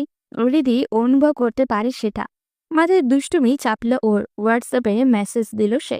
এত দেখার মন চাইলে বিয়ে করে নিন, সারাদিন নয়ন ভরে দেখতে পারবেন। আমারও আর মায়ের বকা শুনে বারান্দায় বসে দেখতে হবে না। অহন পকেট থেকে মোবাইলটা বের করেছে। ও এখান থেকে দেখতে পাচ্ছে সেটা। মোবাইল হাতে নিয়ে মেসেজ সিন করে পুনরায় ঘুরে বারান্দার দিকে তাকালো। কই, কাউকে তো দেখতে না পেয়ে রিপ্লাই দিল। এসব ফাইজলামো কথাবার্তা আমি পছন্দ করি না দিদি। কিন্তু আমারও খুব পছন্দ। প্রিয় মানুষের সাথে একটু ফাজলামো না করলে হয়? আমি তোমার স্যার, বুঝে শুনে কথাগুলো বলো। এত স্যার স্যার করবেন না। আমি আপনার কাছে স্কুলে পড়িনি, টিউশনে কয়েকদিন পড়িয়ে খুব স্যার হয়ে গেছেন। 2 দিন পড়ালেও স্যার। থাকুন আপনার স্যার নিয়ে। যাকে দেখে প্রেম পায় তার সাথেই তো প্রেম করতে হবে। তোমার এসব ফাইজলামো বন্ধ করো। তোমার কি মনে হয় এখন আমার এসব প্রেম প্রীতির বয়স? না, বিয়ের বয়স। করবেন বিয়ে? তোমার রিপ্লাই দেওয়াই ভুল হয়েছে। তো দিচ্ছেন কেন? অফলাইন দেখলো এবার। দৃষ্টির সীমানার বাইরেও চলে গেছেন উনি। হৃদি রুমে এলো। তার ভীষণ ভালো লাগে এভাবে কথা বলতে। যেমন যেন এক অধিকার কাজ করে ভেতরে। এভাবে কথা বলার যে সে অধিকার রাখে। স্যার যাই বলুক ব্লক দেবে না তাকে, কাউকে বলবেও না। এইটুকু আশ্বস্ত যেন তার ভেতর থেকে কেউ তাকে করেছে। আজকাল অনুভব করতে পারে স্যারও তাকে পছন্দ করতে শুরু করেছে। মানুষটির মনের দরজায় কঠিনভাবে বন্ধ ছিল। নতুন করে হৃদির প্রেম জাগাতে হবে। মরুভূমিতে সবুজ বৃক্ষরোপণও করতে হবে। একটা গানের কথা মনে পড়ে গেল হৃদির। সে ইউটিউবে সার্চ দিয়ে বের করে সেটা শুনতে শুরু করলো। আমি পাথরে ফুল ফুটাবো শুধু ভালোবাসা দিয়ে, আমি সাগরে ঢেউ থামাবো শুধু ভালোবাসা দিয়ে। গানের লিঙ্কটা অমরের হোয়াটসঅ্যাপেও পাঠিয়ে দিল সে। এরপর পুরো দুপুর একা একা এই গানটি গুনগুন করে গিয়ে কাটালো হৃদি। বিকেলের দিকে তার মাথায় দুষ্টু বুদ্ধি এলো। অমন স্যার যখন তাকে পড়াতে এলেন তখন সে নতুন মোবাইল পেল। স্পেন থেকে একজন দেশে এলে ওর কাছে দিয়ে পাঠায় বাবা। সে মোবাইলের সমস্ত কিছু স্যারের মাধ্যমেই শিখতে হয়েছিল। মোবাইলের কিছু বুঝতো না হৃদি, মা সেটা জানেন। তাই সে গিয়ে সুলতানা বেগমকে বলল, আম্মা, আমার ফেসবুকটায় কি জানি হয়েছে, ঢুকতে পারছি না, কিছুতেই কিছু হচ্ছে না। তুমি একটু অহন স্যারকে কল দিয়ে বলো না ক্লাস থেকে ফেরার পথে আমাদের বাসায় উঠতে। সুলতানা বেগম রান্নাঘরেই ছিলেন, ধমকের সুরে বললেন। ভালো হইছে, ফেসবুক গেছে, মোবাইলও যাক। সে কাঁদো কাঁদো গলায় বলল, এমন করো না তো আম্মু, কাল রাত থেকে এমনিতেই ঢুকতে পারতেছি না, দাও না একটা কল। তো তুই দে, আমাকে বলতেছিস কেন? আমি বললে কি উনি আসবেন? আর স্যারকে আমি কিভাবে বলবো আমার ফেসবুক ঠিক করতে এসে দিতে? বাবা, এইটা দেখে আবার বুঝিস। দাও না আম্মু, তুমি এখন সুযোগ পেয়ে লেগে গেছো। দে, কল ধরিয়ে দে, তোর জ্বালায় আমি আর বাঁচছি না। হৃদি মুচকি হেসে স্যারকে মায়ের সাথে কল ধরিয়ে দিল। সুলতানা বেগম কথা বললেন অহনের সাথে। সে আসবে বেলায় 3টার আগে হৃদি নিজে হাতে নুডলস বানালো অহনের জন্য। গোসল করে সাজগোজ করে ভালো জামা কাপড় পরল সে। 3:30 বাজতেই সে বারান্দায় না গিয়ে মনে মনে অপেক্ষা করতে শুরু করলো। ঠিক 3:40 তাদের দরজায় নক পেয়ে দ্রুত পায়ে এগিয়ে গেল হৃদি। খুলে দিল দরজা। অহন দাঁড়িয়ে আছে। কি সুন্দর লাগছে দেখতে। মধ্যবয়সী পুরুষ মানুষের সৌন্দর্যটা অন্যরকমই হয়। সেটাই বুঝি প্রেমে পড়ল হৃদি। কি হলো? সরে দাঁড়াও। জি আসুন। অহন গিয়ে ড্রয়িং রুমে বসে বলল। কি হয়েছে তোমার ফোনে? দেখি আনো। হৃদি সামনে দাঁড়িয়ে গিয়ে নরম গলায় বলল, এত তাড়াহুড়ো করছেন কেন? দেখবেন পরে আমি আপনার জন্য নিজ হাতে নুডলস বানিয়েছি, নিয়ে আসি, বসুন। না, আমি কিচ্ছু খাবো না এখন, আম্মু অপেক্ষা করবে। ভাত খেতে তো বলছি না, বসুন, আসছি। না, বলছি তোমাকে, আমি শুধু আন্টির কল পেয়ে এলাম। ও আচ্ছা, আপনি কি তাহলে বালতি সামার্কা পরিদের বিশ্বাস করতে শুরু করেছেন নাকি? খাবারের সাথে কিছু মিশিয়ে আমি জাদু করব না, এতটাও ছেঁচড়া মেয়ে হৃদি নয়। শেষের কথাটা শুনে চুপ হয়ে গেল অহন। হৃদি গিয়ে ট্রেতে করে চা এবং নুডলস নিয়ে এসে বসল।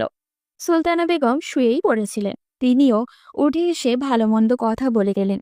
হৃদি পাশে বসে অহনের সাথে নুডলস খেলো, চাও খেলো। তার ভীষণ ভালো লাগছে আজ। মানুষটাকে আপন কেউ লাগছে। নুডলস আর চা শেষ করে অহন বলল। আমি উঠলাম তাহলে। হৃদি ভ্রু কুচকে তাকিয়ে বলল। আমার মোবাইল দেখা তো এখনো বাকি। অহন ওর দিকে তাকিয়ে নিচু গলায় বলল। আমি ভালো করে জানি এটা তোমার নাটক ছিল। হৃদি ফিক করে হেসে বলল। আর একটু বসুন না। বেশি বাড়াবাড়ি করে ফেলছো, আন্টি কিন্তু সবই বুঝবে। কেউ কিছু বুঝবে না। আমি উঠলাম। বলে অহন উঠে দাঁড়াতে হৃদি ওর পথ আঁকলে ভীষণ অধিকার নিয়ে গাল ফুলিয়ে দাঁড়িয়ে বলল। যেতে দেব না। কি পাগলামো শুরু করেছো? আন্টি দেখে ফেলবে এসে। তাহলে বলুন আজ রাতে আপনি খাওয়া দাওয়া শেষে ফ্রি হয়ে কল দিবেন, আমরা প্রতিদিন রাতে ফোনে কথা বলবো। ইস, কি যে ভালো লাগবে। অহন দাঁত কটমট করে তাকিয়ে ওকে ঠেলে সরিয়ে রুমের বাইরে গিয়ে বলল। আন্টি কোথায়? আমি যাচ্ছি। উনি রান্নাঘর থেকে বললেন। আচ্ছা বাবা, কষ্ট করলে এসে। না আন্টি, সমস্যা নেই। বলে সে চলে গেল। হৃদির ভীষণ মন খারাপ হলো। সে তাড়াতাড়ি দোতলার বারান্দায় গিয়ে তাকিয়ে রইল অহনের দিকে। ও তাকে ঠেলে সরিয়ে চলে গেছে বলে চোখের জলও এখনো ঝাপসা হয়ে এলো। অহন গেটের বাইরে গিয়ে পিছু ফিরে বারান্দায় তাকায়। চোখে চোখ পড়ল তাদের। হৃদি ছেলে মানুষই রাগ দেখিয়ে চলে এলো বারান্দা থেকে। যেন তার এই রাগে অহনের অনেক কিছু যায় আসে। সে ওর রাগ ভাঙাতে ছুটে আসবে, কিন্তু কিছুই হলো না। হৃদি মন খারাপ করে বিছানায় পড়ে রইল সন্ধ্যা অবধি। হৃদির চোখ কি খানিক ভেজা ছিল? নিশ্চয়ই তাই। চোখে চোখ পড়ার পরও ওর চলে যাওয়া আরও ধৃত করলো এই সম্ভাবনাকে। অহন ক্ষীণ সময় রাস্তায় দাঁড়িয়ে রইল। তার মনটা কেমন বিষণ্ণ হয়ে গেছে। মেয়েটি পাগলামি করছে ঠিক আছে, তাই বলে কান্নাকাটির পর্যায়ে চলে গেল। সে অনড় থাকবে কি করে? সে তো ঠেলে বের হয়ে এসেছে যেন হৃদি প্রশ্রয় পেয়ে বাড়াবাড়ি আরও বাড়িয়ে না দেয়। তাই মনে এই ক্ষীণ খচখচ নিয়ে সে বাড়িতে ফিরে এলো। এসে আর মায়ের রুমেও গেল না। কাপড় চেঞ্জ করলও না, বিছানায় বিষণ্ণ মনে পড়ে রইল। হৃদির চেহারা বারবার চোখে ভাসছে, ওর সুবাস নাকে আসছে। আর যখন দরজা খুলে গিয়ে দাঁড়ালো, ওকে দেখে অহনের হৃদয়ে কেমন এক অদ্ভুত শিহরণ জেগে উঠল। কেমন অদ্ভুত এক ভুবন ভোলানো ভালো লাগা, যেন বহুদিন পর বদ্ধ ঘরের দক্ষিণার দুয়ার সে খুলে দিয়েছে। সেদিকে থেকে হুড়মুড় করে ঢুকছে শীতল হাওয়া। ওর পরনে ছিল কোটি গ্রাউন্ড, কালো গ্রাউন্ডে মাঝখানে শিউলির মতো ছোট ছোট ফুলও আঁকা। কোটি খানিকটা ছাই কালারের কাছাকাছি। খোলা চুলগুলো একপাশে গাল বেয়ে সামনের দিকে এসে পড়েছে। ঠোঁটে রক্তাভ পাতলা লিপস্টিক, ভ্রুর মাঝখানে লাভের মতো ছোট্ট একটা কি যেন ছিল, সেটার নাম জানে না অহন। মেয়েটিকে কি যে মিষ্টি লাগছিল, ক্ষীণ সময়ের জন্য তাকে বাস্তবতার জটিল সমীকরণ ভুলিয়ে ফেলেছিল। মন্ত্রমুগ্ধ হয়ে তাকিয়ে থেকেছিল সে। আবার যখন ও চা নিয়ে এসে পাশে বসলো, কি অদ্ভুত ছন্দময় ভঙ্গিমায় বসে চা খেলো, কি আভিজাত্য একভাবে সে বসায়। চা খাওয়ায় অদ্ভুত এক মিষ্টি সৌরভ যেন ছড়িয়ে পড়ছিল কামরা জুড়ে। এই বোকা মেয়েটিকে তাকে কেন ভালোবাসে, কি ভেবে ভালোবাসে? সে কি ওর ভালোবাসার যোগ্য? অহন কতদিনই বা এমন রূপবতীর প্রেমে আহ্বান ফিরিয়ে দিবে? সে তো মহাপুরুষও না। একবার যদি মেয়েটি ডাকে ভুল করে সাড়া দিয়েও দেয়, কি হবে এর ভবিষ্যৎ? হৃদির পরিবার কি মানবে? হয়তো তার একটি ভালো চাকরি আছে, জায়গা সম্পত্তিও আছে, শিক্ষিত ছেলেও সে, তবুও সে বিপত্নী। পরিবারের পাশাপাশি সমাজ, ওর আত্মীয় স্বজন তো মানবে না। এসব ভাবতে ভাবতে সে এক অদ্ভুত ঘোরের ভিতরে চলে গেছে। আসরের আজান তাকে বাস্তবে ফিরিয়ে আনলো। উঠে বসলো সে, মায়ের রুমেও গেল। কথাবার্তা সেরে তাড়াতাড়ি হালকা নাস্তা দিল তাকে। সেও খেয়ে নামাজ পড়ে নিল। বিক্ষিপ্ত মনকে স্বাভাবিক করতে সে আজ বাইরে বের হলো, হাঁটলো এদিক ওদিক, গিয়ে বসলো মহুমা নদীর তীরে। সূর্য ডোবার আগের আকাশে অপূর্ব রূপ উপভোগ করে পাশের মসজিদে মাগরিবের নামাজ পড়ে এসে রান্নাবান্না শেষ করতে এবার এসে আজানও হয়ে গেল। হাতের কাজ শেষ করে নামাজ পড়ে মোবাইল হাতে নিয়ে বিছানায় শুয়ে দেখে হৃদি হোয়াটসঅ্যাপে একটা স্টোরি দিয়েছে। প্রতিটি মানুষের আত্মসম্মান বোধ থাকে, অহমিকা থাকে। কেউ তাকে ছোট করে কথা বললে তার প্রচণ্ড রাগ হয়। সেই মানুষই আবার কাউকে এতটাই ভালোবেসে ফেলতে পারে যে নিজেকে একেবারে সস্তাভাবে ওর কাছে বিলিয়ে দিতে চায়, ওর সকল যত্নের দায়িত্ব নিতে চায়, আদর করতে চায়, দেহে প্রাণ থাকা পর্যন্ত পাশে থাকতে চায়। দুঃখের ব্যাপার হলো, একেবারে সস্তাভাবে নিজেকে দিয়ে দিতে চাইলেও প্রায় ভালোবাসার মানুষটি আমাদের নেয় না। লেখাটি পড়ে অহনের বুকে পুনরায় যেন ঝড় উঠে গেল। পুরো কথাটি যেন তাকে উদ্দেশ্য করে হৃদি লিখেছে। নিচের লেখকের নামটি থাকার পরেও মনে হচ্ছে কথাগুলো একদম হৃদির। মেয়েটি এত কষ্ট পাচ্ছে কেন? এত ভালোবাসে কেন তাকে? সে এখন কি করবে? কেন এভাবে বলছে ও? একেবারে সস্তভাবে নিজেকে বিলিয়ে দিয়েছে মানেটা কি? সে তো হৃদির যোগ্য না বলেই তো ফিরিয়ে দিয়েছে। আচ্ছা, আজ ওকে ধাক্কা দিয়ে সরিয়ে আসাটা কি ঠিক হলো? এই জন্যে মেয়েটি বোধহয় ভীষণ কষ্ট পাচ্ছে। একবার কি রাতে ওর সাথে কথা বলবে সে? একটু বুঝিয়ে বলবে না হয় সবকিছু। এটাই করতে হবে তাকে। মাকে নিয়ে আজ তাড়াতাড়ি সে রাতের খাবারটাও খেয়ে নিল। বিছানায় এসে এলোমেলো ভাবনায় এবং ছটফট করে কাটিয়ে ফেলল ঘন্টাখানেক। 12টার আগে কল দিতে তার সংশয় হচ্ছে, যদি আন্টি টের পায়। ও তো এইসব খেয়াল না করেই কথা বলবে, পাগলামি করবে। সুতরাং সে কলটা 12:10 দিল। রিসিভ করলো অনেকক্ষণ রিং হওয়ার পর। অদ্ভুত ব্যাপার হলো, ওপাশ থেকে ঘুম জড়ানো গলায় কথা বলল হৃদি। আপনি কল দিবেন ভাবিনি। কেমন আছেন? এত মিষ্টি ভয়েসও মানুষের হয় নাকি? ঘুম জড়ানো এই কণ্ঠ ভীষণ নেশা ধরানো। অহন কয়েক সেকেন্ড চুপ করে রইল, এরপর বলল, সরি, তোমার ঘুম ভেঙে দিলাম। আমি তো ভাবলাম জেগে আছো। আচ্ছা রাখছি, ঘুমাও। এই না, খবরদার, একদম কল কাটবেন না। তোমার ভয়েস শুনে বোঝা যাচ্ছে চোখে অনেক ঘুম। ভয়েস শুনে চোখের পানি বোঝেন? অস্থিরতা দেখে বুকের প্রেম বোঝেন না? অহন চুপ করে রইল। হৃদি পুনরায় আবারও বলল, আপনি কল দিবেন জানলে তো আমি কয়েক রাত না ঘুমিয়েও কাটিয়ে দিতে পারি। ঘুমিয়েছি কারণ কল্পনাও করিনি কল দেবেন। আসলে কল দিলাম ভেবেছি বিকালে এভাবে চলে আসায় তুমি মন খারাপ করলে কি না। বাবা, তাহলে তো এখন আমার সারা জীবন মন খারাপ করে বসে থাকতে হবে, যেহেতু মন খারাপ থাকলেই আপনার কল আসবে। স্মিত হাসল অহন। মেয়েটি এত প্রাণবন্ত কেন? কাছে ঘুম থেকে উঠেও একদম স্বাভাবিকভাবে কথা বলছে। সে ক্ষীণ সময় চুপ থেকে বলল, কেমন আছো? আলহামদুলিল্লাহ ভালো। আন্টি কেমন আছেন? আলহামদুলিল্লাহ ভালো। খেয়ে ঘুমিয়েছিলে? হ্যাঁ। এখন রাখি। আমার ঘুম ভাঙিয়ে এত তাড়াতাড়ি এখন কল রাখবেন কেন? আর তো কোনো কথা বলার নেই। শুনুন, বলো। আপনার ভয়েসটা ভীষণ সুন্দর। অহনের মুখ দিয়ে তো চলেই এসেছিল সকল সৌন্দর্য যে তোমারই কাছে। ভয়েস, চেহারা সব কিন্তু আটকে গেল সে। এগুলো বলা যাবে না ওকে। আরও প্রশ্রয় পেয়ে বাড়াবাড়ি করবে। তার কেবল ইচ্ছা করছে হৃদি এখন কি পরে শুয়ে আছে সেটা দেখতে। ওর ঘুম ঘুম গলা শুনে ইচ্ছা করছে এখন কেমন লাগছে দেখতে ওকে। তার মাথায় একটা বুদ্ধিও এলো। সে আমতা আমতা করে বলল, আচ্ছা সত্যি করে বলো তো, তুমি কি খুব বেশি কষ্ট পেয়েছো ঠেলে চলে আসায়? হৃদি কোনো জবাব দিল না। অহন পুনরায় বলল, বারান্দায় তো তোমার চোখে জল দেখলাম। আর হোয়াটসঅ্যাপ স্টোরি কি দিয়েছো? যাই হোক সেটা থাক। আমার তো মনে হচ্ছে তুমি কান্নাকাটি করে ঘুমিয়েছো। নয় এত তাড়াতাড়ি ঘুমানোর কথাও না। মোটেও না, আমি কাঁদিনি, এমনি ঘুমিয়ে গেছি। এমনি ঘুমানোর কথা না, চেহারা দেখলে ঠিকই বুঝবো কেঁদেছো কিনা। কচু বুঝবেন আপনি। আন্টি আসবে এখন রুমে? না, ভেতর থেকে লক। তাহলে দিচ্ছি ভিডিও কল, দেখি তোমার চোখ লাল কিনা। চেহারা দেখলে ঠিকই বুঝতে পারবো কেমন কষ্ট পেয়েছো। দিব কল? ও মা, এভাবে? আমি ঘুম থেকে উঠেছি সবে, একটু সময় দিন। অহন ওকে রেডি হতে দিতে চাচ্ছে না। তার কেন যেন একদম এখনই কিরকম লাগছে সেটা দেখতে চাচ্ছে। এখন কি পোশাক, কিরকম ঘুম ঘুম চেহারা, চুল কেমন এলোমেলো, এসব দেখবে সে। অহন বাধা দিয়ে বলল, না, তুমি মুখটাও ধোবে না। কেবল বাতিটা জ্বালিয়ে যেরকম বসে কথা বলেছো সেরকম বসে থাকবে। আপনিও দেখি ভালো পাগলামও জানেন। কল দেব? রিধি বাতি জ্বালিয়ে দিয়ে বলল। কল দিন। অহন সোফায় গিয়ে বসলো। এখানে আলোটি বেশি আছে। ভিডিও কল দিল ওকে। রিসিভ করলো রিধি। ওকে দেখেই যেন বুকের রক্ত চলকে উঠল, তার গায়ের লোম নাড়া দিয়ে উঠল। এত ভয়ানক সুন্দর লাগছে মেয়েটিকে। বালিশ কোলে নিয়ে বসে মোবাইল সামনে কিছু একটাতে রাখছে মনে হচ্ছে।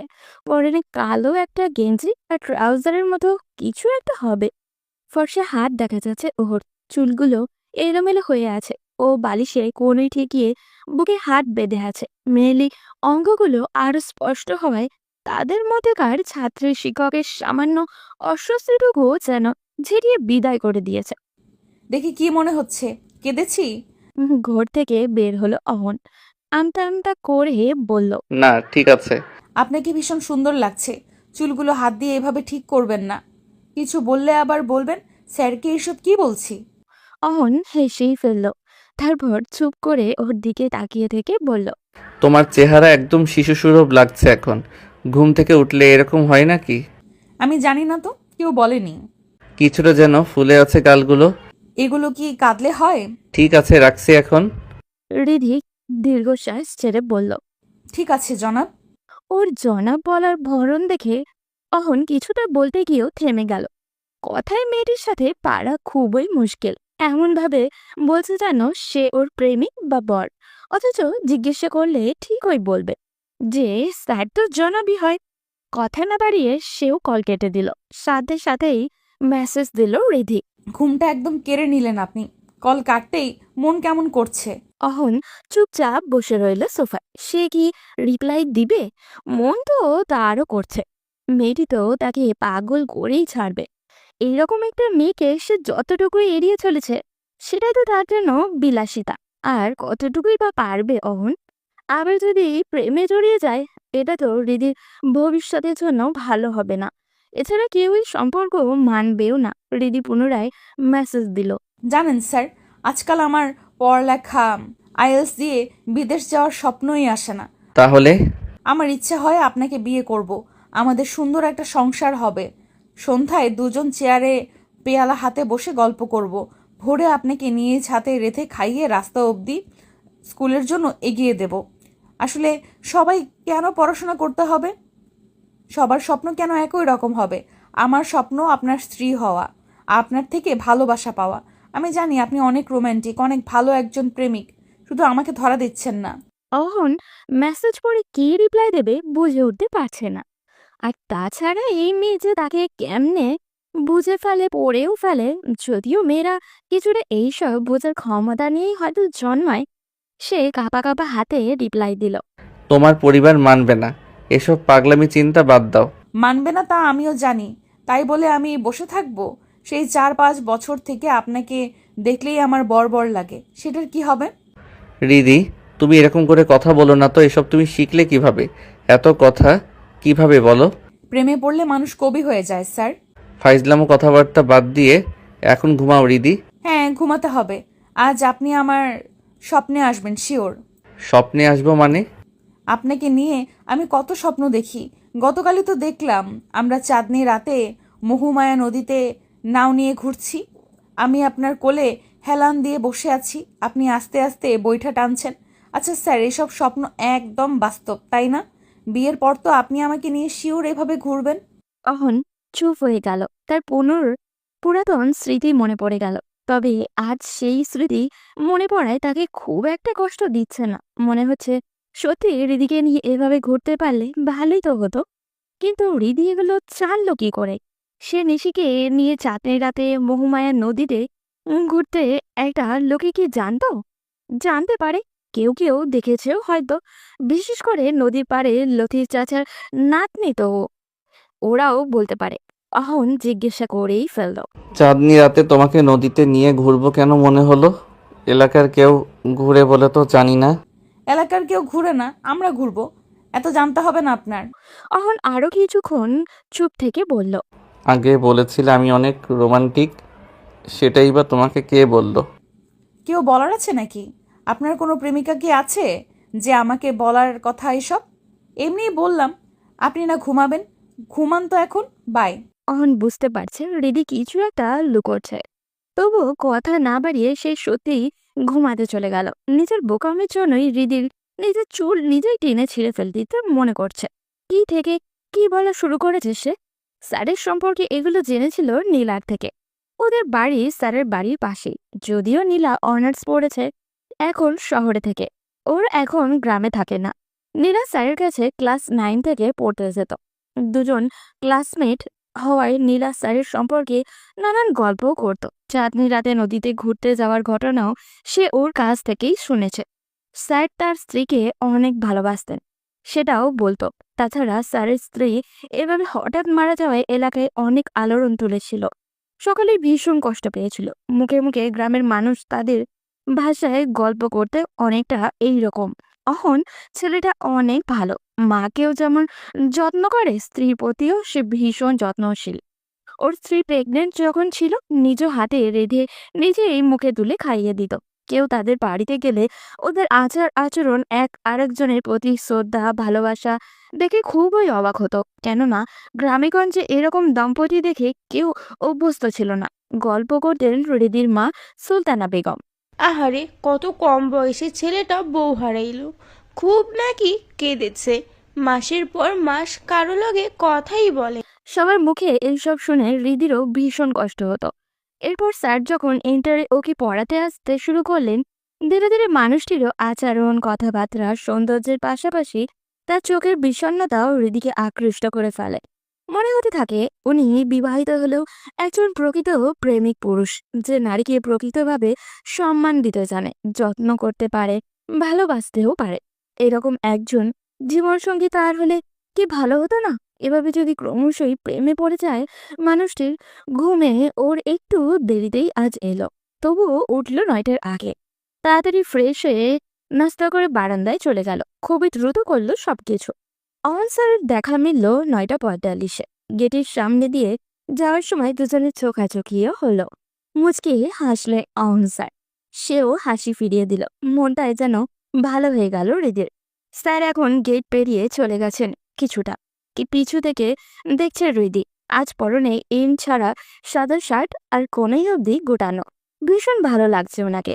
ওনাকে সকল কাপড়েই বেশ মানায়। লম্বা আর কিছুটা স্বাস্থ্য ভালো আর কি না কে জানে। দেখতে দেখতে উনি দৃষ্টির সীমানার বাইরে চলে যাচ্ছেন। এর ভেতর কয়েকবার পিছু ফিরে তাকে দেখল। আজ রাত ঠিক 12টায় কল দিয়ে ফেললো হৃদি। রিসিভ করলেন স্যার। যেন ওর কলেরই অপেক্ষায় ছিলেন। দুজন কথা বলতে বলতে স্যার হঠাৎ বলে ফেললেন, তুমি বারান্দায় পায়ের উপর পা রেখে থুতনিতে হাত থেকে এভাবে বসো কেন রোজ? কেন বিশ্রী লাগে? না, বলতে চাইছি এটা কি বসার কোনো ফ্যাশন বা কোথাও কোনোভাবে কি জেনেছো এভাবে বসলে মেয়েদের ভীষণ আভিজাত্য ভাব ফুটে ওঠে? তাই নাকি? আমি তা তো ভেবে বসি না। বসে কিভাবে যে তাকিয়ে থাকো বাবা। কিভাবে তাকাই? থাক, এত জানতে হবে না, শুধু বলবো তুমি খুব দক্ষভাবে আমাকে দুর্বল করে দিচ্ছ। এর ফল কিন্তু দুজনের জন্যই ভালো হবে না। না হোক ভালো। আর আপনিও আমাকে পছন্দ করে ফেলেছেন, এটা স্বীকার করে নিলেই হয়। ওপাশ থেকে সাথে সাথে অহন প্রতিবাদ করলো। পছন্দ করে ফেলেছি মানে আমি অপছন্দ করতাম কখন? আমি আগের মতোই আছি। আগে যে বললেন আপনি দুর্বল হয়ে যাচ্ছেন, তার মানে কি আপনি আসলে প্রেমেই পড়ে গেছেন? একদম না, আমাদের প্রেম বা বিয়ে এগুলো সম্ভব না। স্যার, বলো। ভাবুন কেউ আপনাকে তীব্রভাবে ভালোবাসে। এমন একটি মেয়ে এই নিঝুম রাতে আপনার পাশে আছে। সে আপনাকে কত যত্ন করবে, ভালোবাসবে ভেবে দেখুন। কারণ সে তো আপনাকে ভালোবাসে। আমারও তো তাকে ভালোবাসা লাগবে। আপনি আমাকে ভালোবাসেন না বুঝলাম, ঘৃণা বা অপছন্দও তো করেন না। না, তা না। তাহলে সত্যি করে বলুন, আমার সঙ্গ আপনার ভালো লাগবে না? ভালোবাসা না হয় বিয়ের পরেই হয়ে যাবে। অহন চুপ করে রইল। রিদি পুনরায় বলল, আচ্ছা, আমার প্রতি আপনার কি কোনো অনুভূতি কাজ করে না? আমি তো ফিল করি আপনিও আমাকে ভীষণ পছন্দ করেন। এটি কি তাহলে আমার মনের ভুল? না, মনের ভুল হতে যাবে কেন? তাহলে? আচ্ছা, রীতি ভিডিও কল দিয়ে কি বলো? ওমা, তা কেন? না মানে তুমি কেমন ইমোশনাল হয়ে গেছো, কাঁদছো টাচ্ছো মনে হচ্ছে। কি বলেন? আমি কি যখন তখন কাঁদি নাকি? ওপাশে স্যারের আমতা আমতা শুনতে পেল রিদি। তারপর নিচেই বলল, আচ্ছা, দিচ্ছি ভিডিও কল। বলে কল কেটে ভিডিও কল দিল সে। অহন কল পেয়ে তাড়াতাড়ি বিছানা থেকে উঠে বসলো। কেমন যেন বিব্রত বোধ করছে ও। হঠাৎ সে কেন ভিডিও কলের কথা বলে বসলো? এটা ঠিক ওর ভয়েস শুনে তার কেন যেন দেখতে ইচ্ছা করে। তাই বলে এভাবে বলে ফেলবে? সে তাড়াতাড়ি বাতি জ্বালিয়ে গেঞ্জিটা গায়ে চাপিয়ে সোফায় গিয়ে বসে রিসিভ করলো। স্ক্রিনে ভেসে উঠল হাস্যজ্জ্বল দিকে। সে উপুর হয়ে শুয়ে মোবাইলে সামনে রেখে থুতনিতে হাত রেখে শুয়ে আছে। চুলগুলো সামনের দিকে ঝুলে আছে। অহন হাত নেড়ে হ্যালো বলল। হৃদি কিছু না বলে অনেকক্ষণ তাকিয়ে থেকে চোখ মেরে দিল তাকে। অহন চমকে উঠল, নিজেকে সামলেও নিল। না বোঝার ভান করে বলল। আন্টি ঘুমিয়ে গেছেন? হৃদি এবার কিছু না বলে ঘৃণার সময় তাকিয়ে বলল। লাভ ইউ জনাব, প্রচন্ড ভালোবাসি আপনাকে। অহনের এত ভালো লাগছে ওর এই কাজগুলো, সে কৃত্রিম রাগ দেখানোরও যথেষ্ট রসদ মনে থেকে জোগাড় করতে পারছে না। তার কেমন চেহারায় হাসি ছড়িয়ে পড়ে যাচ্ছে। যতটুকু পারা যায় কথাগুলো এড়িয়ে দেওয়ারই চেষ্টা করছে অহন। কিন্তু ওর সৌন্দর্য কি এড়ানো সম্ভব? বারবার রেডির চোখের মায়ায় হারিয়ে যাচ্ছে ও। ও যখন অবাধ্য চুলগুলো সরিয়ে নিজের কানে গুঁজে দেয়, তখন সে শ্বাস নিতেই যেন ভুলে যাচ্ছে। হৃদির ঠোঁট, শিশু সুলভ মায়াবী চেহারা, এগুলো তাকে চুম্বকের মতো আকর্ষণ করে। একটু আগে যে হৃদি চোখ মেরে নিজেই লজ্জা পেয়ে হেসে মুখে বিছানায় মুখ লুকিয়ে নিল, কি যে ভালো লেগেছে অহনের তা ভাবনার ব্যাঘাত ঘটালো হৃদির মধুর ডাক। স্যার, কি?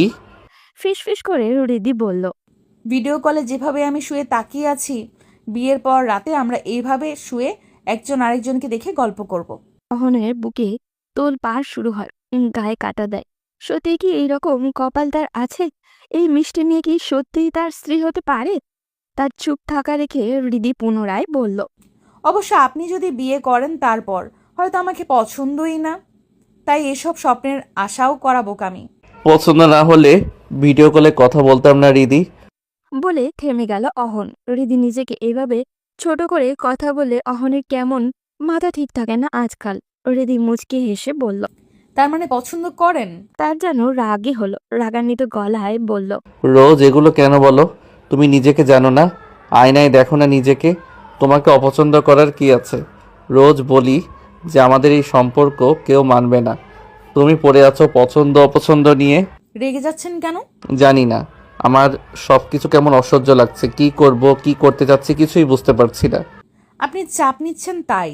অন্তত আমার সাথে মন খুলে কথা বলুন, এরপর দুজনেই চাপটা ভাগাভাগি করব, মানা না মানা নিয়ে কথা বলবো। আপনি যদি সত্যি আমাকে চান আবার আমার কাছে আড়াল রাখেন তাহলে তো চাপ ফিল হবেই। অহন চুপ হয়ে গেল। হৃদি মুচকে হেসে বলল, আচ্ছা, একটা কাজ করা যাক। আমি আগামীকাল ভার্সিটি থেকে ফেরার পথে আন্টিকে দেখতে আপনাদের বাড়িতে যাব। আপনি তখন নিজের বিছানায় শুয়ে থাকবেন, আমি আপনার রুমে যাব, গিয়ে পাশে বসে আপনার মাথায় হাত বুলিয়ে দেব। যদি আপনি আমাকে না চান তাহলে বিছানা থেকে উঠে বসবেন, আর যদি আমাকে ভালোবাসেন শুয়ে থেকেই কথা বলবেন। সহজেই আপনার ভালোবাসা প্রকাশ করা হবে। অন্যদিকে বলে থেমে গেল হৃদি। খানিকটা আবেগী শোনালো ওর গলা। অহন এতক্ষণ চুপ থাকলেও এখন বলল, অন্যদিকে কি? আমার ভীষণ শখ আপনার চুলে হাত বুলিয়ে দেওয়ার। বলে কল কেটে দিল হৃদি। অহন সোফায় চুপচাপ বসে রইল। এখন তো মনে হচ্ছে এই মেয়েকে বিয়ে করতে না পারলে সে নিজেই পাগল হয়ে যাবে। বিছানায় যাওয়ার পরও সহজে ঘুম এলো না তার। ঘুম চোখে নামতেই 3টা বেজে গেল। রাতে একটা স্বপ্নও দেখলো সে। দেখলো হৃদি তার পাশে বেঘোরে ঘুমাচ্ছে, হাতে মেহেন্দি, গায়ে লাল বেনারসি শাড়ি। ওকে দেখতে এত মিষ্টি লাগছে যে সে বাতি জ্বালিয়ে গালে হাত দিয়ে তাকিয়ে আছে, চোখ সরাতেই পারছে না। হঠাৎই ফজরের আজান হয়। হৃদি ঘুম ভেঙে যায়। তাকে এইভাবে তাকিয়ে থাকতে দেখে কাছে ঘুম থেকে উঠে মুখে হাত দিয়ে ফিক করে হেসে উঠল, যেন সে ঘুমেই ছিল না। এরপর সত্যি ফজরের আজানও হলো। ঘুম ভেঙে গেল অহনের। উঠে বসার পর তার নিজেকেই পাগল পাগল লাগছে। টেবিল থেকে গিয়ে গ্লাসে জল ঢেলে খেয়ে আবারও এসে ঘুমিয়ে গেল। বিকেলে 3:30টায় অহনদের বাড়ির সামনে এসে হৃদি রিক্সাকে থামতে বলল। ভাড়া চুকিয়ে এসে সোজা সাজেদা বেগমের রুমে ঢুকে সালাম দিয়ে দিল সে। তিনি ফোনে কার সাথে যেন কথা বলছিলেন, বুঝতে বললেন তাকে। ফোন রাখার পর বললেন, কেমন আছো মা? এতদিন পর আইতে মন চাইলো? হ্যাঁ আন্টি, ওই দিন হঠাৎ ফোন আসায় চলে গেলাম, তাই আজ মনে হলো দেখে যাই আপনাকে। ভালো করছো আসছো। তোমার মা কেমন আছে? জি আলহামদুলিল্লাহ ভালো। স্যার কোথায় দেখছি না যে? কি জানি, আজ এসে কইলো মাথা ব্যথা, তাই হয়তো শুইয়া রয়েছে। স্যারের কাছে আমার আইএলটিএস এর বিষয়ে কিছু বোঝার ছিল, দেখি গিয়ে ঘুমে নাকি জেগে আছেন। আসছি আমি। আচ্ছা যাও। অহনের দরজা ভেজানো ছিল। হৃদি ঠেলে খুলে সালাম দিল। অহন শুয়ে থেকে জবাব দিয়ে বলল, আসো। হৃদি লাজুক এসে ভেতরে গেল। ওনার পরনে কালো ট্রাউজার, গায়ে ব্লু একটা গেঞ্জি। পাশ ফিরে শুয়ে আছেন। সে বিছানার সামনে গিয়ে দাঁড়ালো। হৃদি অন্যদিকে তাকিয়ে দাঁড়িয়ে বলল, আপনি আগে চোখ বুজে নিন। কেন? জানি না। আচ্ছা ঠিক আছে। বলে অহন মুচকি হেসে সোজা হয়ে বুকে হাত বেঁধে এক পায়ের ওপর আরেক পা রেখে শুয়ে রইল। হৃদি ওর দিকে ফিরে তাকালো। আস্তে আস্তে বসলো বিছানায়। তার শ্বাস প্রশ্বাস ভারী হতে শুরু করলো। ডান হাত বের করলো ও। কাঁপছে হাতটি। সে কাঁপা কাঁপা হাত নিয়ে অহনের কপালে রাখলো।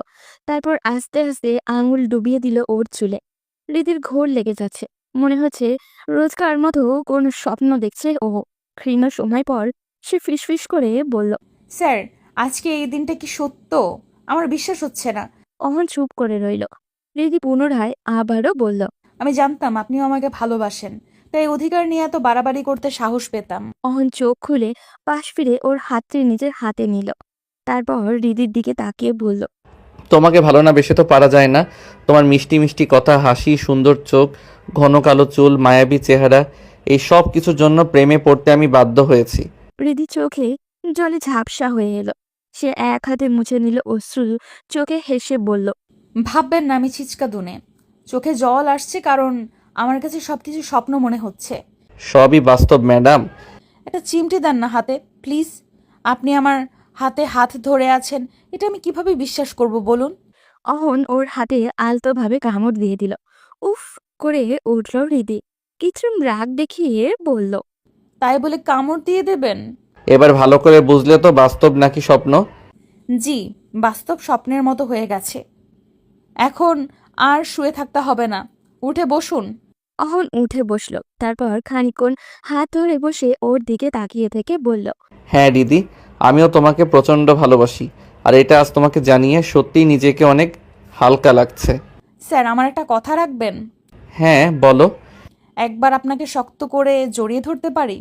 অহন চুপ হয়ে গেল, কিছু বলল না। হৃদি এগিয়ে গিয়ে শক্ত করে জড়িয়ে ধরল অহনকে। হৃদির আজকাল অন্যরকম প্রশান্তি কাজ করছে। ওর সাহস বেড়ে গেছে হাজারো গুণ। অহন আস্তে করে বলল, এভাবে সারা জীবন জড়িয়ে রাখতে পারবে আমায়? খুব পারবো, এভাবেই শক্ত করে জড়িয়ে রাখবো আপনাকে, খুব ভালোবাসি আপনাকে। বলে ঠুপ করে একটা চুমু খেলো অহনের কপালে। অহনও তার ফাজিল প্রেয়সীকে শক্ত করে নিজের বাহুডোরে আবদ্ধ করলো। তাদের ভালোবাসা খুব শীঘ্রই পূর্ণতা পাক, এই প্রত্যাশা রেখে আজকের গল্প এখানেই শেষ করছি। দেখা হবে পরবর্তী কোনো গল্পতে। সে পর্যন্ত সবাই ভালো থাকবে এবং সুস্থ থাকবেন।